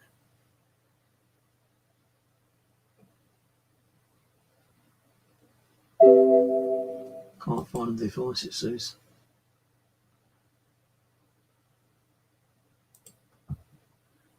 Searching IP. Do it on the search IP.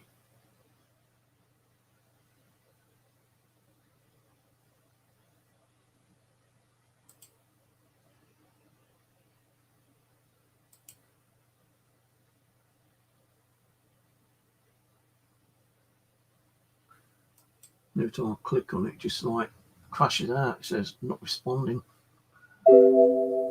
Can't find the device.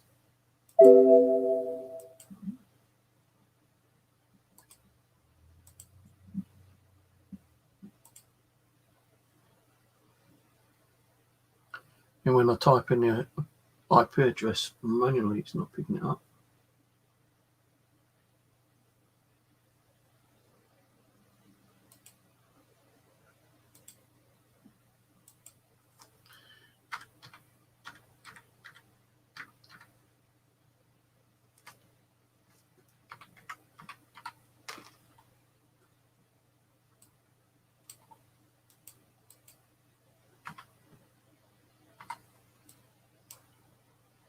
Normally, IP addresses.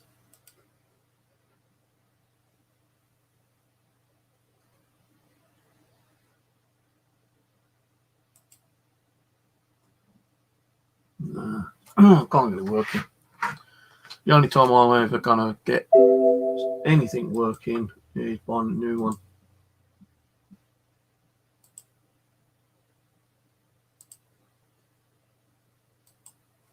There's no way of me getting this to work.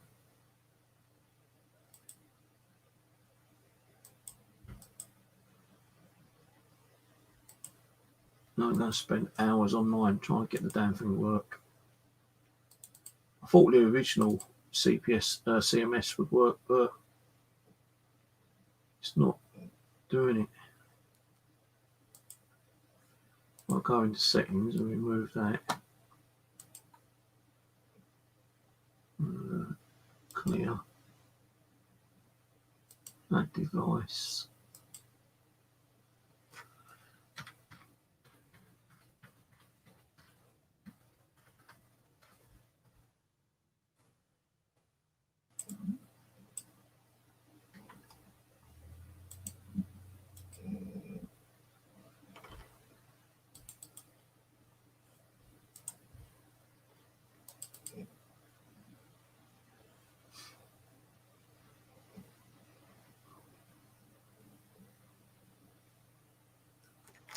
No. Not going to work, guys. Confirm to delete device setting.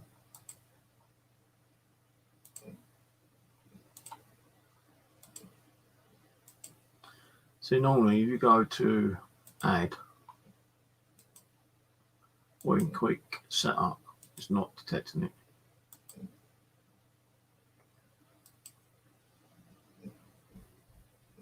So it's wasting my time. Right, so anyway. No, since I've reformatted the hard drive, I never put it back in. And plus, you remember the last time my DVR system went down, I had to get a new box, didn't I? And for some reason, the box ain't working. Connect to the IP cameras.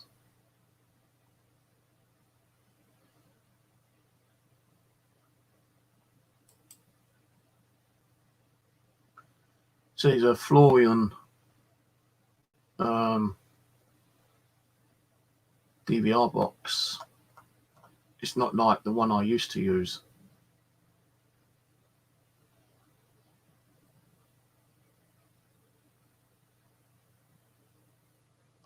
It's not like I used to use.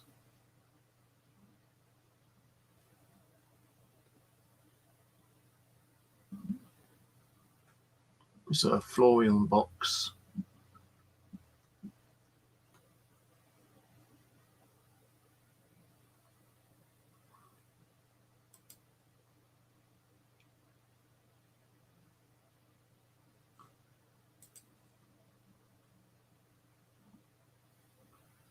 And by the looks of things, it also says that there might be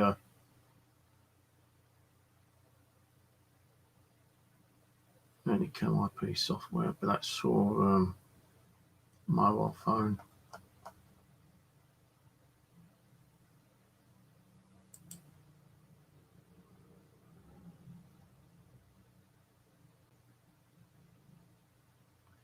Download Florian compatible.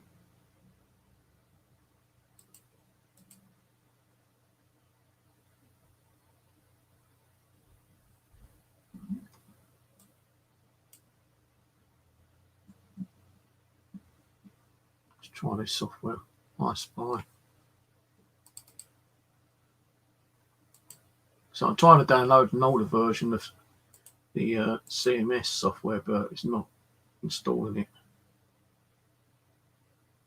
It's like a corrupted download. No, there's so many different kind of like software programs out there. There's so many different DVR boxes out there as well, which is a bit of a pain in the arse.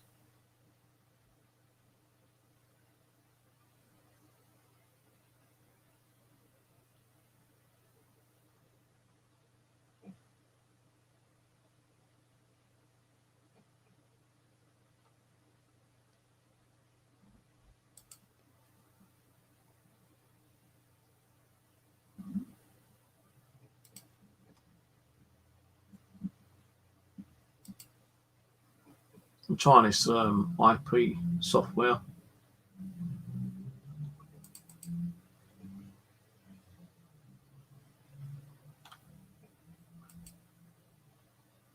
Agent setting utility. I'll try this one. If that one don't work, then I'll try one more. If that don't work, I'm going to give up.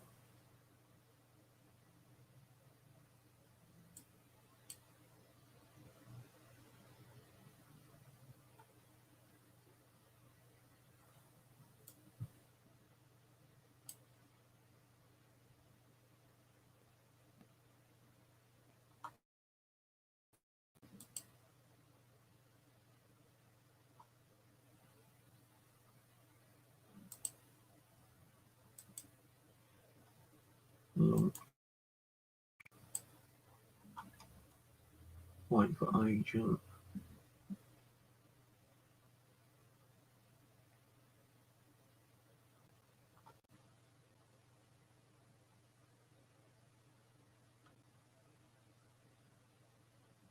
Cool.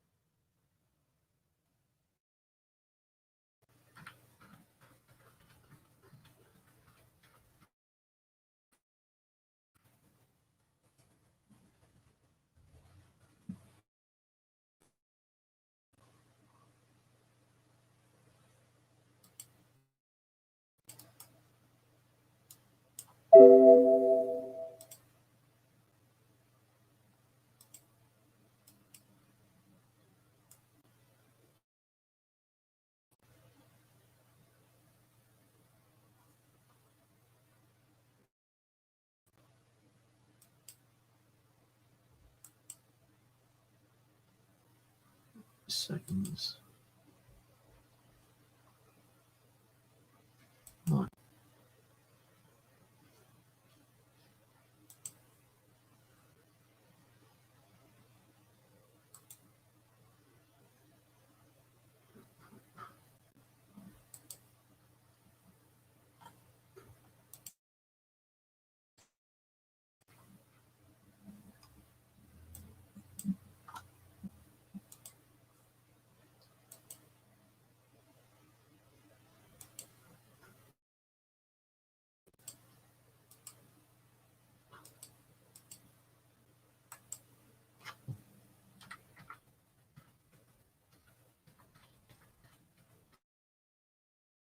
It's asked me for the IP address. I click on the IP address.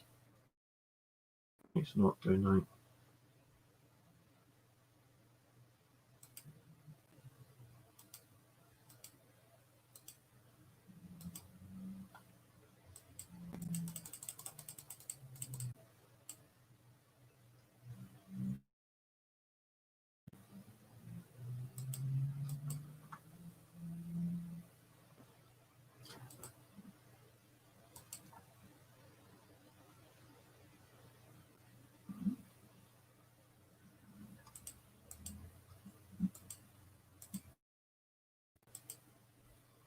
I think the software I downloaded is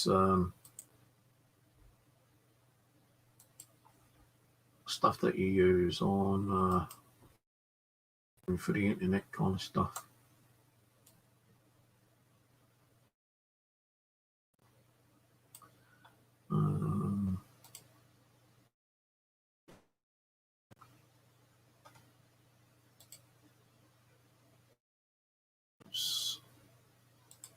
There was one more program. The one I just downloaded actually.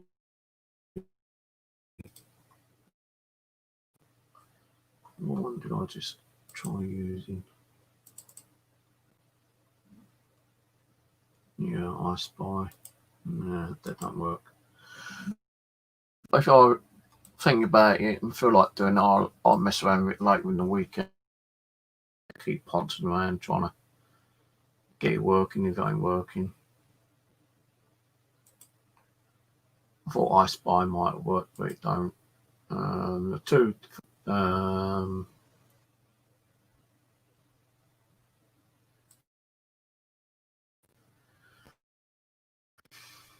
versions of CMS don't.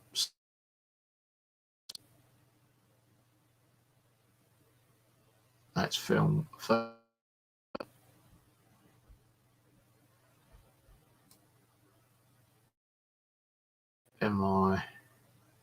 My eye.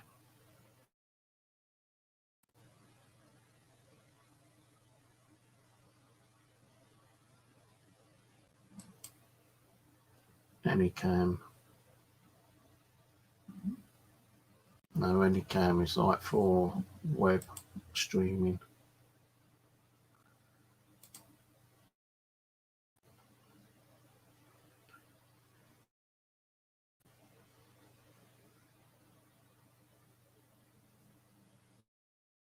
I'm cracked and it stinks. I can smell it. Hold on.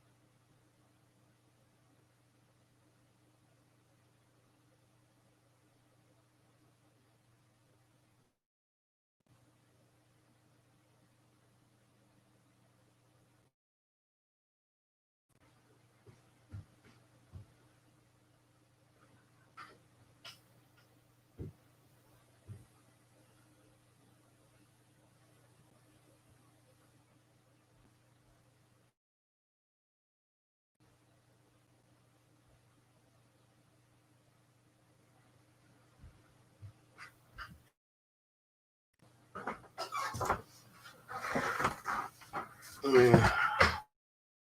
What I would need being is a new, complete brand new CCTV setup. I've had this one a couple of years.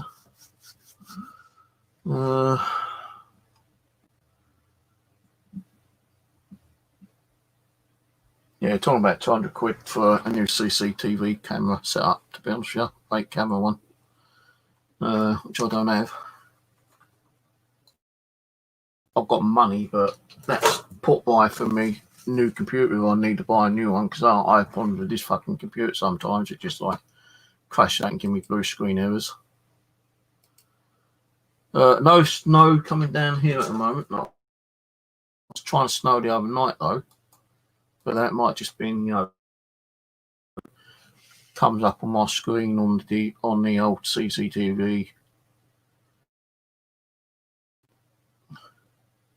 The only cameras that are working on here good at the moment is camera 2, 5. The other ones, it could just be, needing like new cameras, but you can't put one particular camera on another kind of like DVR system because they ain't going to be compatible. Because cameras are compatible with the particular model of the DVR system. Hello, Rose, if you're still there. How the hell can you take 1,000 hours off your watch time? Probably some screw up on YouTube, as they always do. I don't even bother checking my watch times. I ain't fucking going out and building a snowman. Cold enough in here as it is, thank you very much. Probably have icicles going off my fucking nose tomorrow. Be sitting here with like ice running down my face because it's cold in here. Not as bad as it has been over the last week, but it is cold in here.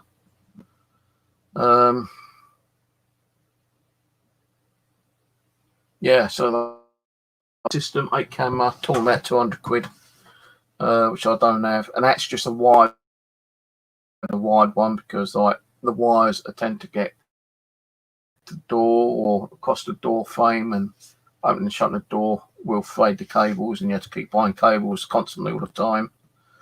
I have tried other cameras from other DVR system.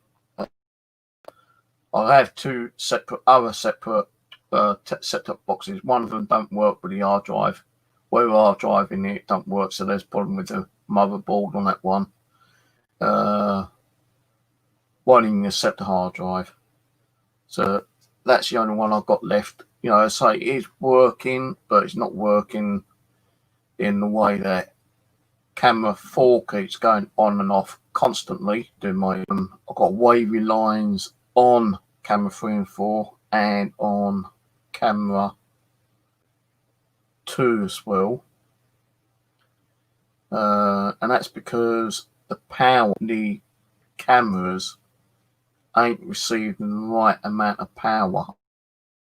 So every camera you get with a system, if you renew it, you got to buy a system. You can't keep swapping and changing because the power difference is completely different. Some are compatible, some ain't compatible. Camera from like a newer system, which was this one, on my old box, and as soon as I connected it, it wiped all my other cameras off. It took all the power, so I couldn't use that camera. The different power outage, wattage, or whatever you fucking want to call it, isn't compatible with all the cameras. Just say if I was going to get a new one, I'd want a 1080p one, one of the older models, because that way it brings up more of a viewing area. Not like the 33,000 feet. Instead of picking up that much, it's picking up that much. So it's okay if he's going to use it outside, kind of thing, and you zoomed into like traffic or security wise. You need the older version, and them older versions are hard to get, and when you can get them. They're bloody expensive to get. So with any technology now, you want all the technology, you got to pay for for your nose for it, kind of thing. And I say with the cables, when you're putting the cables under the door, through the door, over the door, they do fade after a certain time. You've got to keep changing the cables over. So the other way is like Wi-Fi. But if you ain't got a good enough Wi-Fi, your Wi-Fi cameras keep dropping off. Like that time when Mevos and Michelle was doing the stream, when we caught that in the camera, Wi-Fi camera shut off then and came back on. And it's only because I had my webcam facing the screen, we caught it. And that Wi-Fi camera has it's got a slot for a memory card. So I would have thought that would have caught on the memory card, but it didn't. So that camera malfunctioned and came back on and caught something, which we can't explain what it was.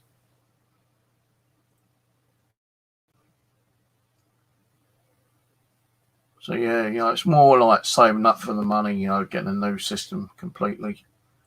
I would probably prefer to go wired, but say there's so many wires. You've got 8 cameras, 8 wires up and running on the computer as well. And sometimes they don't support the software. You've got to hunt high and low for the software that's compatible. And I ain't going to keep doing that. A DVR system where you've actually got software that you can actually install straight away onto your PC.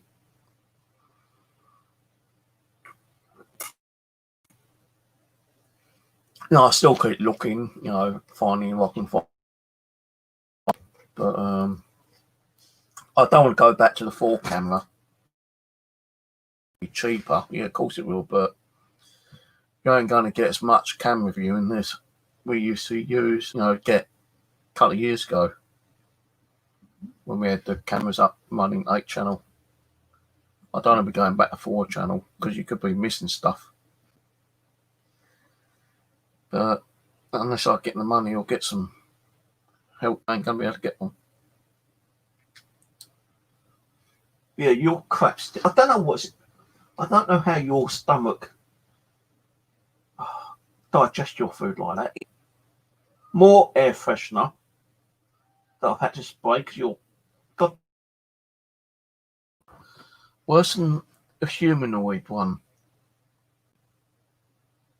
Oh crap, stinks so bad, man.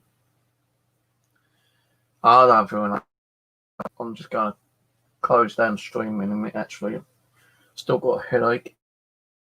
Normal channel, I'll get a headache. When I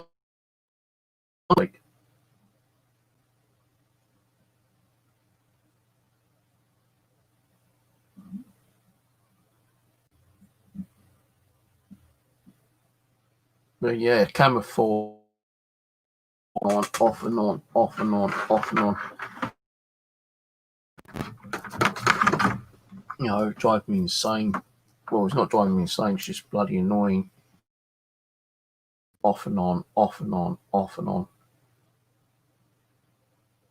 No, it's trying to pick up either 960 or 1080.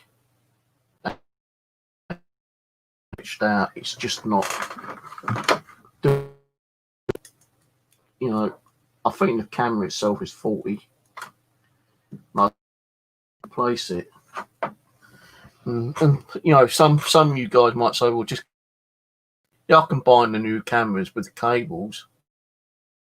Seems to be okay, but again, you got to make sure the cameras are compatible with that box.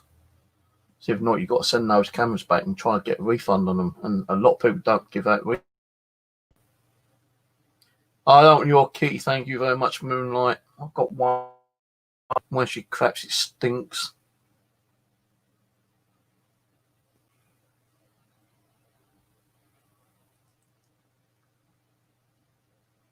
Actually, I've got some shit.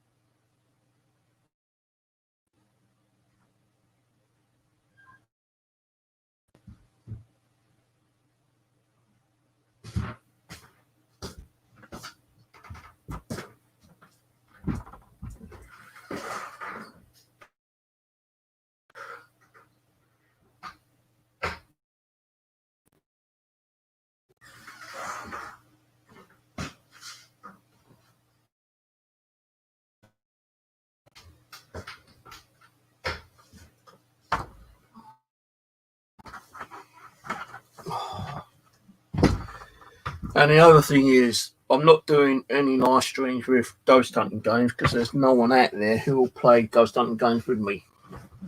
I downloaded a couple of games which I thought people might be interested in, like Phasmophobia, which I played a couple of times on myself, and that's bloody hard to do. Always end up playing, like those games on social media on your own. You do need like be on there. The only few people I do know hasn't got back to me and said, "Oh, let's have a game." It doesn't matter what channel we stream it on. I mean, both. But no one's come back to me and said, "Hey, let's Phobia or one of the other ghost hunting games." There is a couple of other ones out there, but I'm not spending that money on it. There's one called Paranormal Activity, I think it's called, but it's like £26, and I'm not paying that for it. I would have done if it looked a lot more better, but it's not. Completely crap. Better than that, and that's only like 11 quid. Played it since last time. I've used it about 3 times, and that was it. Waste of money. I'm not saying who my best mod is. You're all good mods. I'm not picking one saying, "Oh, you're the best," because no one can be better than each other in my eyes. You're all good. And you'll get pissed with me. I'm not going to be a modder anymore. Take my moderator back. So to me, you're all equal. Freaking feet are freezing cold again. I left a kind of a not a negative feedback, but I left a feedback on eBay the other day. I bought 3 pairs of military socks that's supposed to be the thinnest arseholes. They're not padded, and they still let my feet come in and get bloody cold. So I just think, not thin. Still let my feet get cold, even with 2 pairs on. So I left it as a neutral. But yeah, a couple of pairs of socks I bought the other day, which came through. These are supposed to be military socks, thick pack. There ain't even no labels in them. But no, they're not thick. They're not padded. They feel a little bit thick, but they're not. Because I put a pair of these on and a pair of my normal sports socks on the other day, because my feet got so fucking cold. So cold. It was unbelievable. I bought 3 pairs and they cost me 8 quid. 8 quid. And I still let the freaking cold in underneath my feet. Renewing. I need to get some. Well, this one ain't too bad, but the other one be cold here. I put a bit of some of those like sole that had stopped a little bit. Cold has come through because my feet used to get cold so quick, but now I put them in. They still get cold, but not as quick.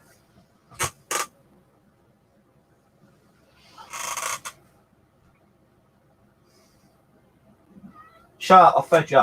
You're not getting nothing else. You're not getting no more biscuits because your plate was filled. I gave a shout out earlier, for fuck's sake. I went, hello.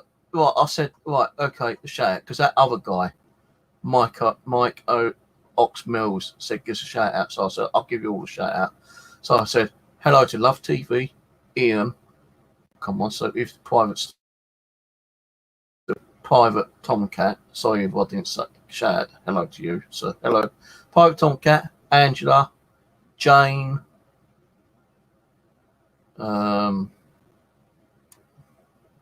Jamie Boy, Michael Paranormal, the Trolls, Bev, I said hello to Bev, BJB, Simon, I said hello to Simon. We had that other troll, Francisco, whatever his name is, Ramirez. I can't pronounce what that one. Patil, Chantier. I'm just going to call you Chan. Moonlight. Say hello to Moonlight, I think.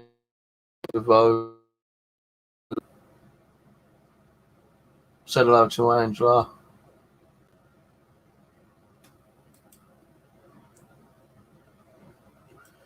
You know, you're the Queen of Sheba. Well, if you're the Queen of Sheba, you must have a hoard of gold somewhere in one of your £100 in weight worth of gold, please. Not £100 in cash wise, a few £100 of weight. Those of gold bars, that'd be nice. Jewels, you know, sapphires, that'd be nice. Go to the pawn shop and say, where the fuck did you get that? Right, let's report him. He's probably gone and robbed the National Museum. I say, nah. One of my moderators who reckons she's the Queen of Sheba, Angela, okay, she's the one who sent it to me. Go knocking on her door. We'll have to arrest you for, you know, conspiring and robbing the National Museum or one of the Egyptian tombs that are, you know, sacred. Oh, shut up, Steve. You don't know what the fuck I'm talking about. No, of course I don't.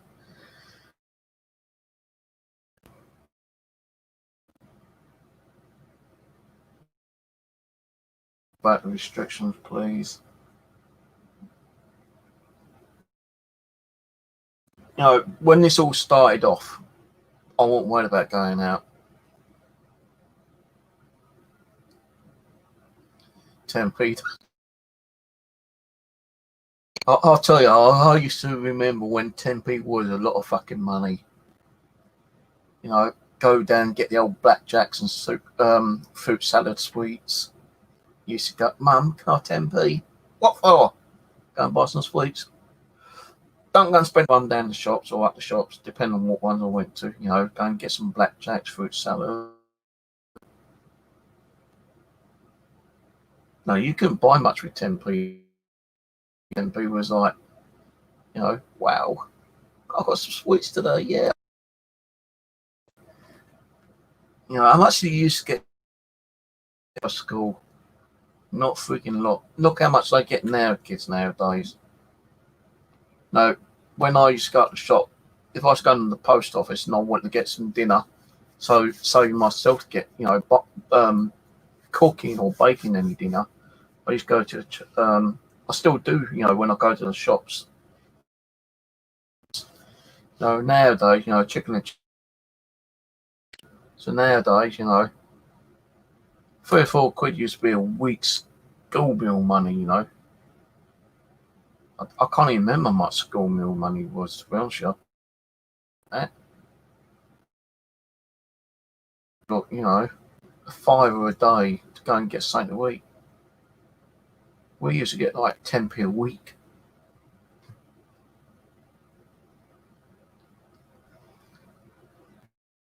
No, you can't. I don't know where you can get a 10p mix from. Get a pound mix, yeah. A Poundland, which I not long had. You know, like, you get like a little cup. One which is a pound or 40. And I just bought those like little chocolate button, like, well, no, the white chocolate, hundreds and thousands. A couple of those with some chocolate ones, some jelly beans, jelly babies, and a few other bits and pieces. And I made sure my cup was filled. I stuffed it in, I was poking it down. Even the lid kept popping off. Like,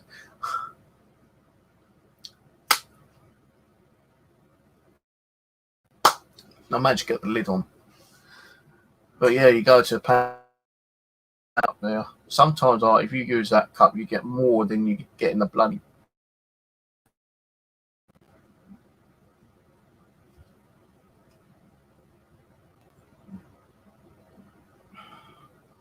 But yeah, it used to be like £2 at school meals or something. You know what I used to love? I don't know if you remember. It's all made of like milk and sugar. Really nice. And every time I had it, I used to try to get like going last and hopefully, put in for me after I've had my dinner. And usually, some people didn't like it, and they used to make, 1 or 2 ties extra. And the day I used to go up, I'd get my sweet, I'd have one bite of it, and I'd take it out, put it in my hand, and just go in and like hide what I've got and get second. There was one time one of the dinner ladies goes, "Oh, you really like that, don't you?" Instead of putting it in your hand, I'll give it to you now. I had like a quarter of a tray. I love that bloody gypsy tart. Can't find them anywhere. But I can't eat too many sweet stuff. Notice that this one at the been wobbly for the last 6 months. I ain't going to pull it out. I don't mind my mouth covered in blood. I just let it fall out when it's ready to fall.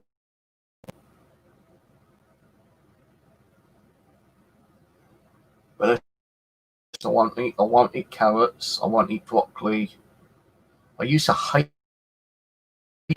cauliflower. I won't eat cauliflower. Makes you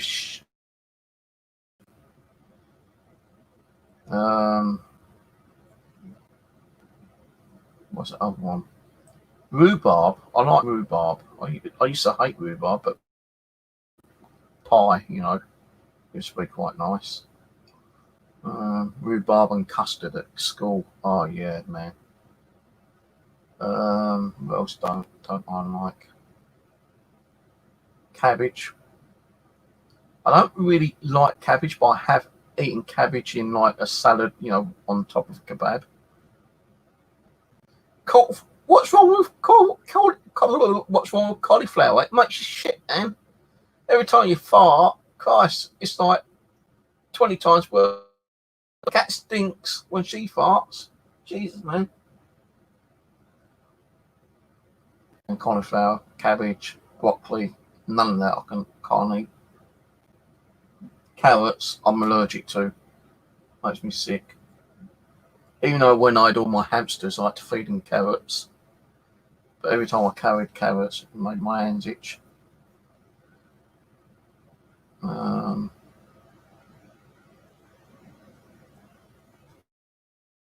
I've never tried pumpkin.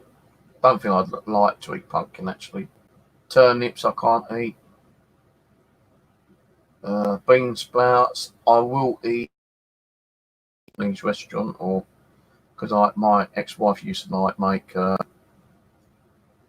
some kind of meal with bean sprouts in. And I know some of the Chinese takeaways had like bean sprout. I used to love it really, but nowadays like they put carrot and pancake rolls, and I can't eat them.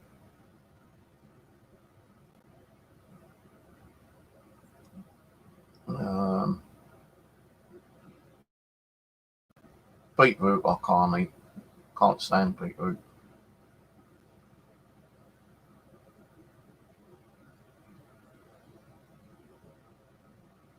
But yeah. Oh, Marmite. Oh, disgusting. Disgusting Marmite. I did buy it one time. And I put it on toast, and I tell you, man, it was so disgusting. I threw it away. Threw the whole jar away. Now, even that peanut butter, I can't eat too much of it because it's too sickly sometimes,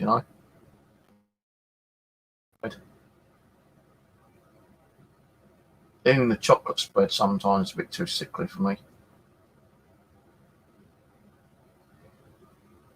But what I do like, I like ice cream. I like mix the ice cream up, and I'll go and get the sauce, like the chocolate vanilla sauce or whatever, and I just do a mixture of the ice cream.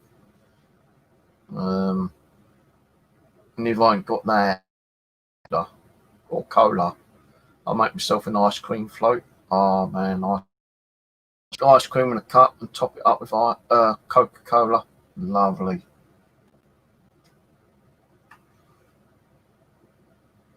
Not long I made some actually, last year actually. Bought some ice cream and Coke and had ice cream soda.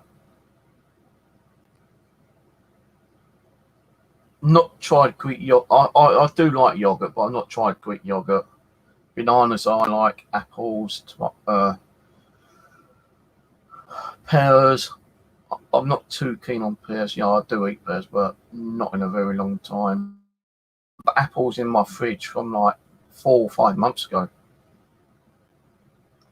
You know, I don't know they are like long refrigerated ones. I won't eat them. I've got to throw them away because I don't know. After a while, they do kind of go a bit Yankee inside poison. But apples, grapes, dates. I love dates. Peaches. I love peaches. I've even gone out and bought little cherries, you know, in the pack with the cherry sauce in, and I stick them on my ice cream, and you know, a tub of cherries. So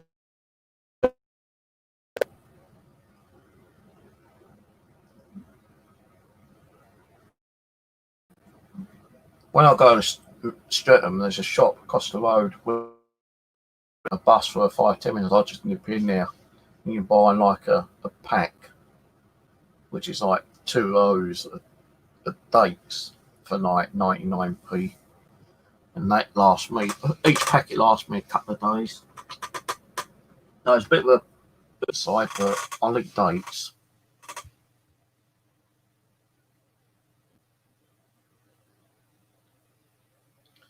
Okay, not heard of those ones.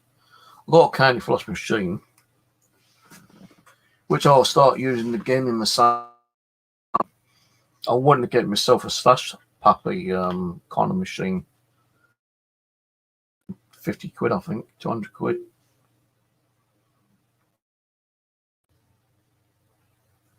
So I do like some of my frozen mixed, especially on the hot weather. I remember a couple of years ago fishing. I went fishing and I'd done the nature walk as well, and I bought one on the way and one on the way back. Then when I got home, another shop was selling them, and I bought 3 slush puppies in one day.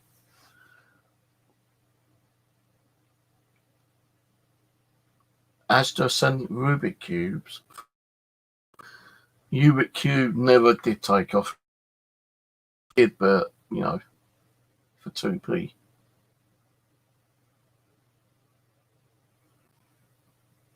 I've got stuff to do while on the lockdown, but I'm just too lazy to do it sometimes. Sometimes I don't go to bed till about 4 or 5 o'clock in the morning. So when I do go to bed, I don't go up till late in the afternoon. That makes me miss the day out. I don't want to be out, you know, when it starts getting dark. I am a bit concerned about the darkness, you know, like I said, you know, like, that's why I built that bushcraft camp one night and stay out there one night and see what it's like. But, you know, I've got my fear factors. I don't like being out, especially in the wooded area, because you just don't know what's out there. Or humanoid or animaloid. You know, you might get or one of the ponies might try kicking the door down, you know. Some kind of weird shit might happen. You know, I still got my axe up there. I still got my saw. I still got my knife. The only thing I'm missing is my firelighter from somewhere, but I did take a couple of firelighters up there, a small one and a big one. My big one's gone missing. So I don't know what happened to that one. But I've got one like little where I make my fire. What I'm going to do is in the summer when it's more longer daylight, I'll go out there, after midday, have a break, have a coffee break, make a fire, an hour break, go back, do some milk detecting. And as it starts, maybe make another coffee, and then as it's getting darker, then I'll leave. And then every so often when I go out there, I'll kind of like stay out there a bit longer,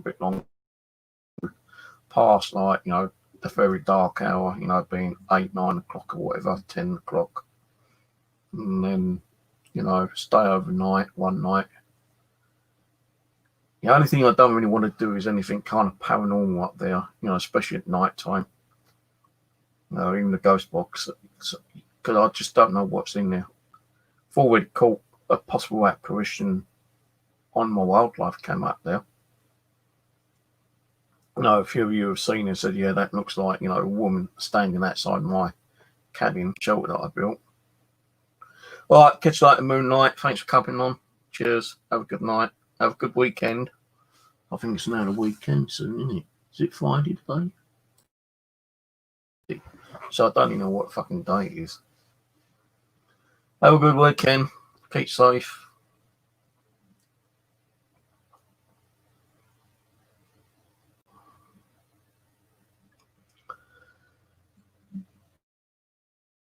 I still plan to go down to my sister's and spend a couple of days down here.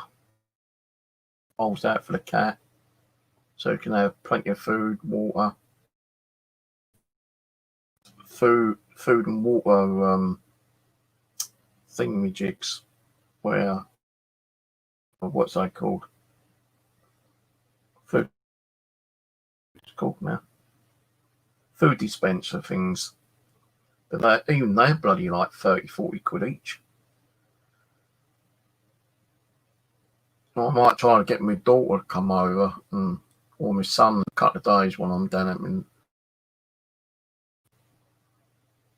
But that time when I got reported for the RSPCA, they came and held them in and they checked the cat and they said there's nothing wrong with the cat. That cat is so healthy, apart from the fleas she had, which he knew that was being treated. So I showed them the flea. He said that cat, apart from that, is healthy. Why someone reported it, I do not know. And he weren't, he put that cat, like, it's just that little bit percentage where she had fleas and the fleas were leaving the body, because the medication I was giving her, that flea shit. And I'd also sprayed the whole house, the whole apartment, flat, whatever you want to call it, with special cat flea stuff. And when I'd done that, I had to put the cat on the balcony for 2 hours. And I had to leave the house for 2 hours myself. So, as well. Told him about that. He goes, well, you've done what you needed, problem here.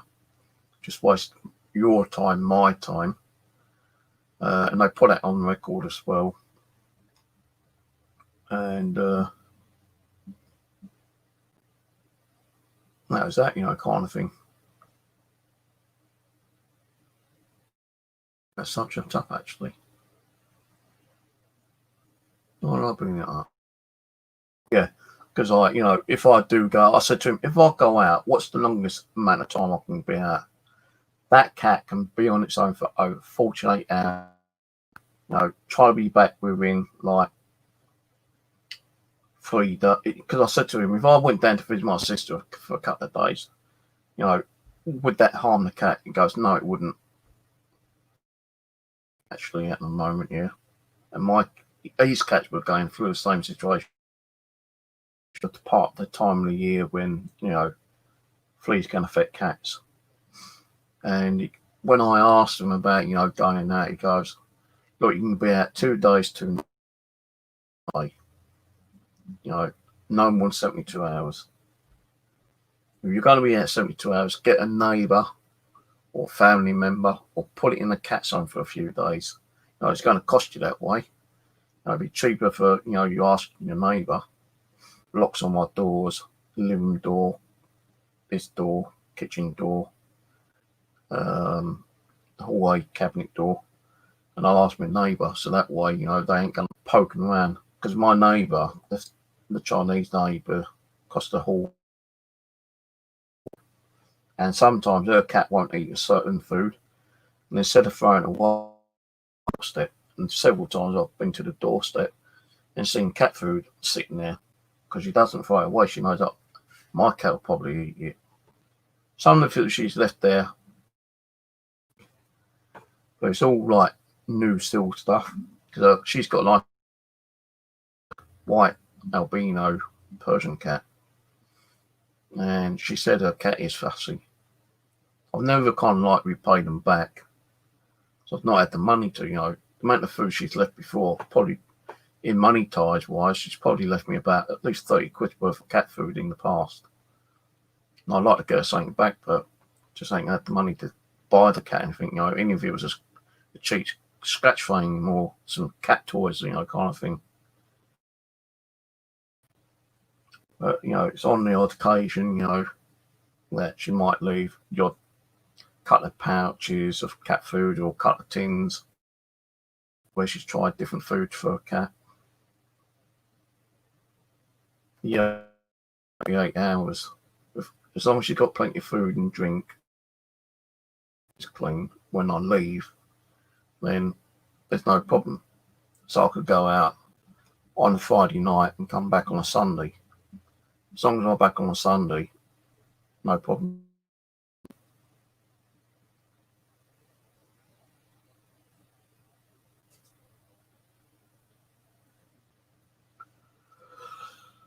But anyway,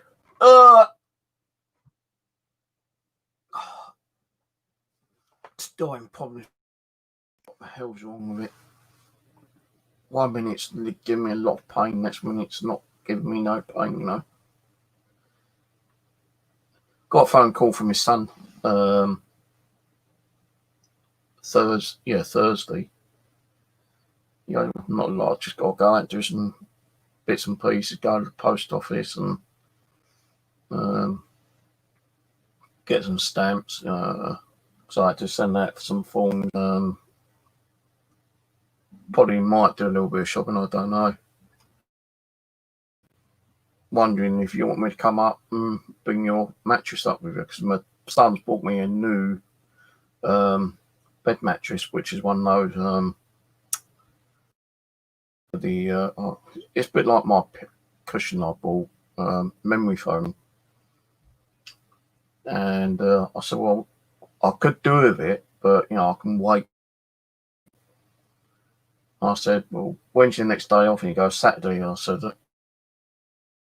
my daughter, Sarah, who's come back from the Philippines, is it back here, moved over there, said she wants to come Wednesday. So Wednesday, hopefully I'll have my new mattress, which is going to be my new memory foam one. And they ain't bloody cheap. My son bought me a new mattress, and this one can be chucked outside for the recycling. There's like 3 mattresses out there already from other people's apartments. So if they've not been taken by Wednesday, there'll be another one added, which is my one.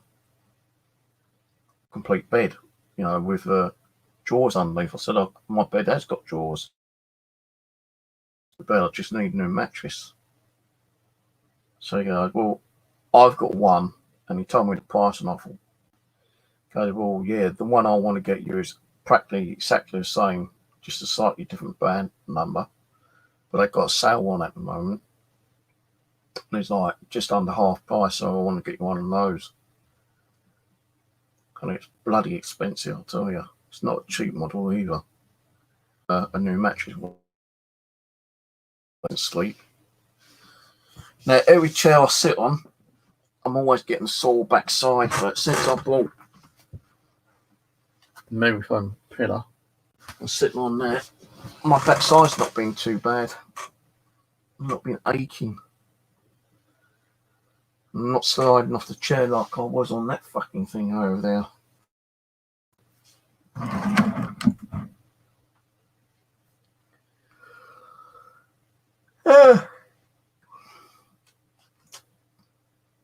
Now, a few people have asked me different things, but I've kept my mouth shut about certain things, which I can't go into paranormal as much. And I've told them, you know, the reason why you lot anyway, so don't need to keep repeating myself on that one. But I will try to get back doing paranormal. I'm still not 100%, you know, I'm still not well. You know, I still have my mental health issues. Still have those very stressful. And I don't think that's, you know, good to have if you're trying to do the paranormal. I just don't know.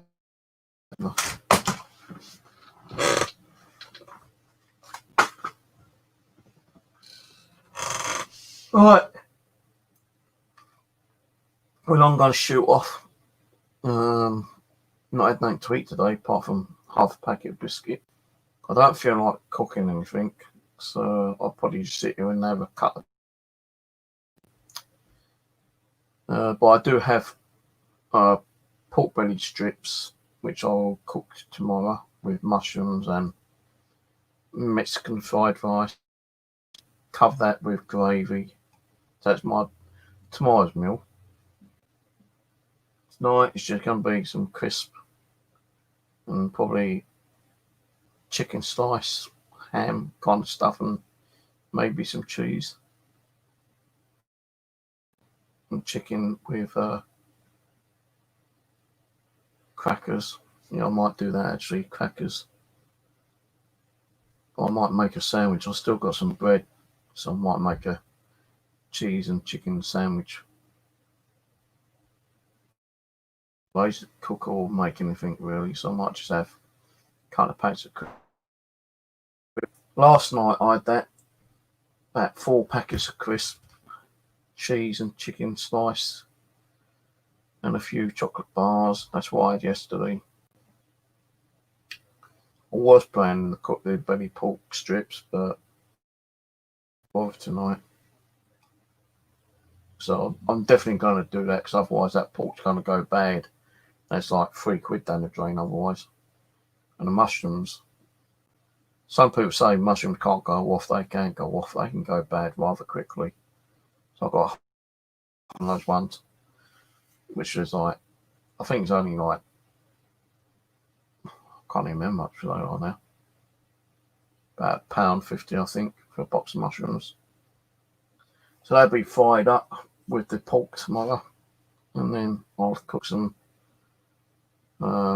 Mexican rice, shove that all on the plate, make some gravy, and have that for tomorrow's meal. So there's a shop to get like a 9-inch pizza, which is a pizza with 4 toppings, and you get, actually no, I had chicken and chips yesterday. Still got a piece of chicken in the microwave actually, but I won't eat it because it's too spicy in the bin. But the other night I had a 9-inch pizza with cheese, mushrooms, ham, and what's the other stuff?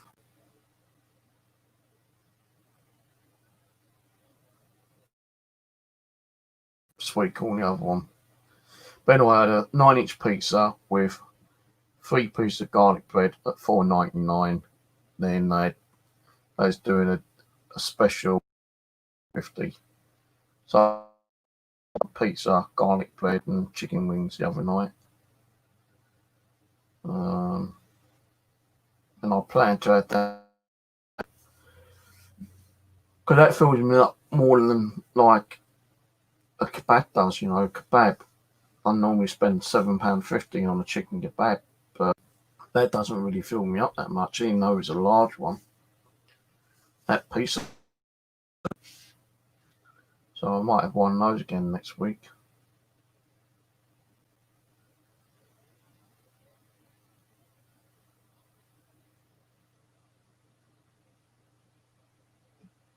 But like, so I'm going to go get something to eat. I don't know when I'm going to. I possibly might try and do a mystery case thing next about it. You know, I'm not sure what I'm going to be talking about. If I see something good on Prime, and I can, remember it and remember some storyline, I might go on that. Maybe. Not promise to maybe. So, cheers for watching. Good night, all. Have a good weekend, and I'll catch you later.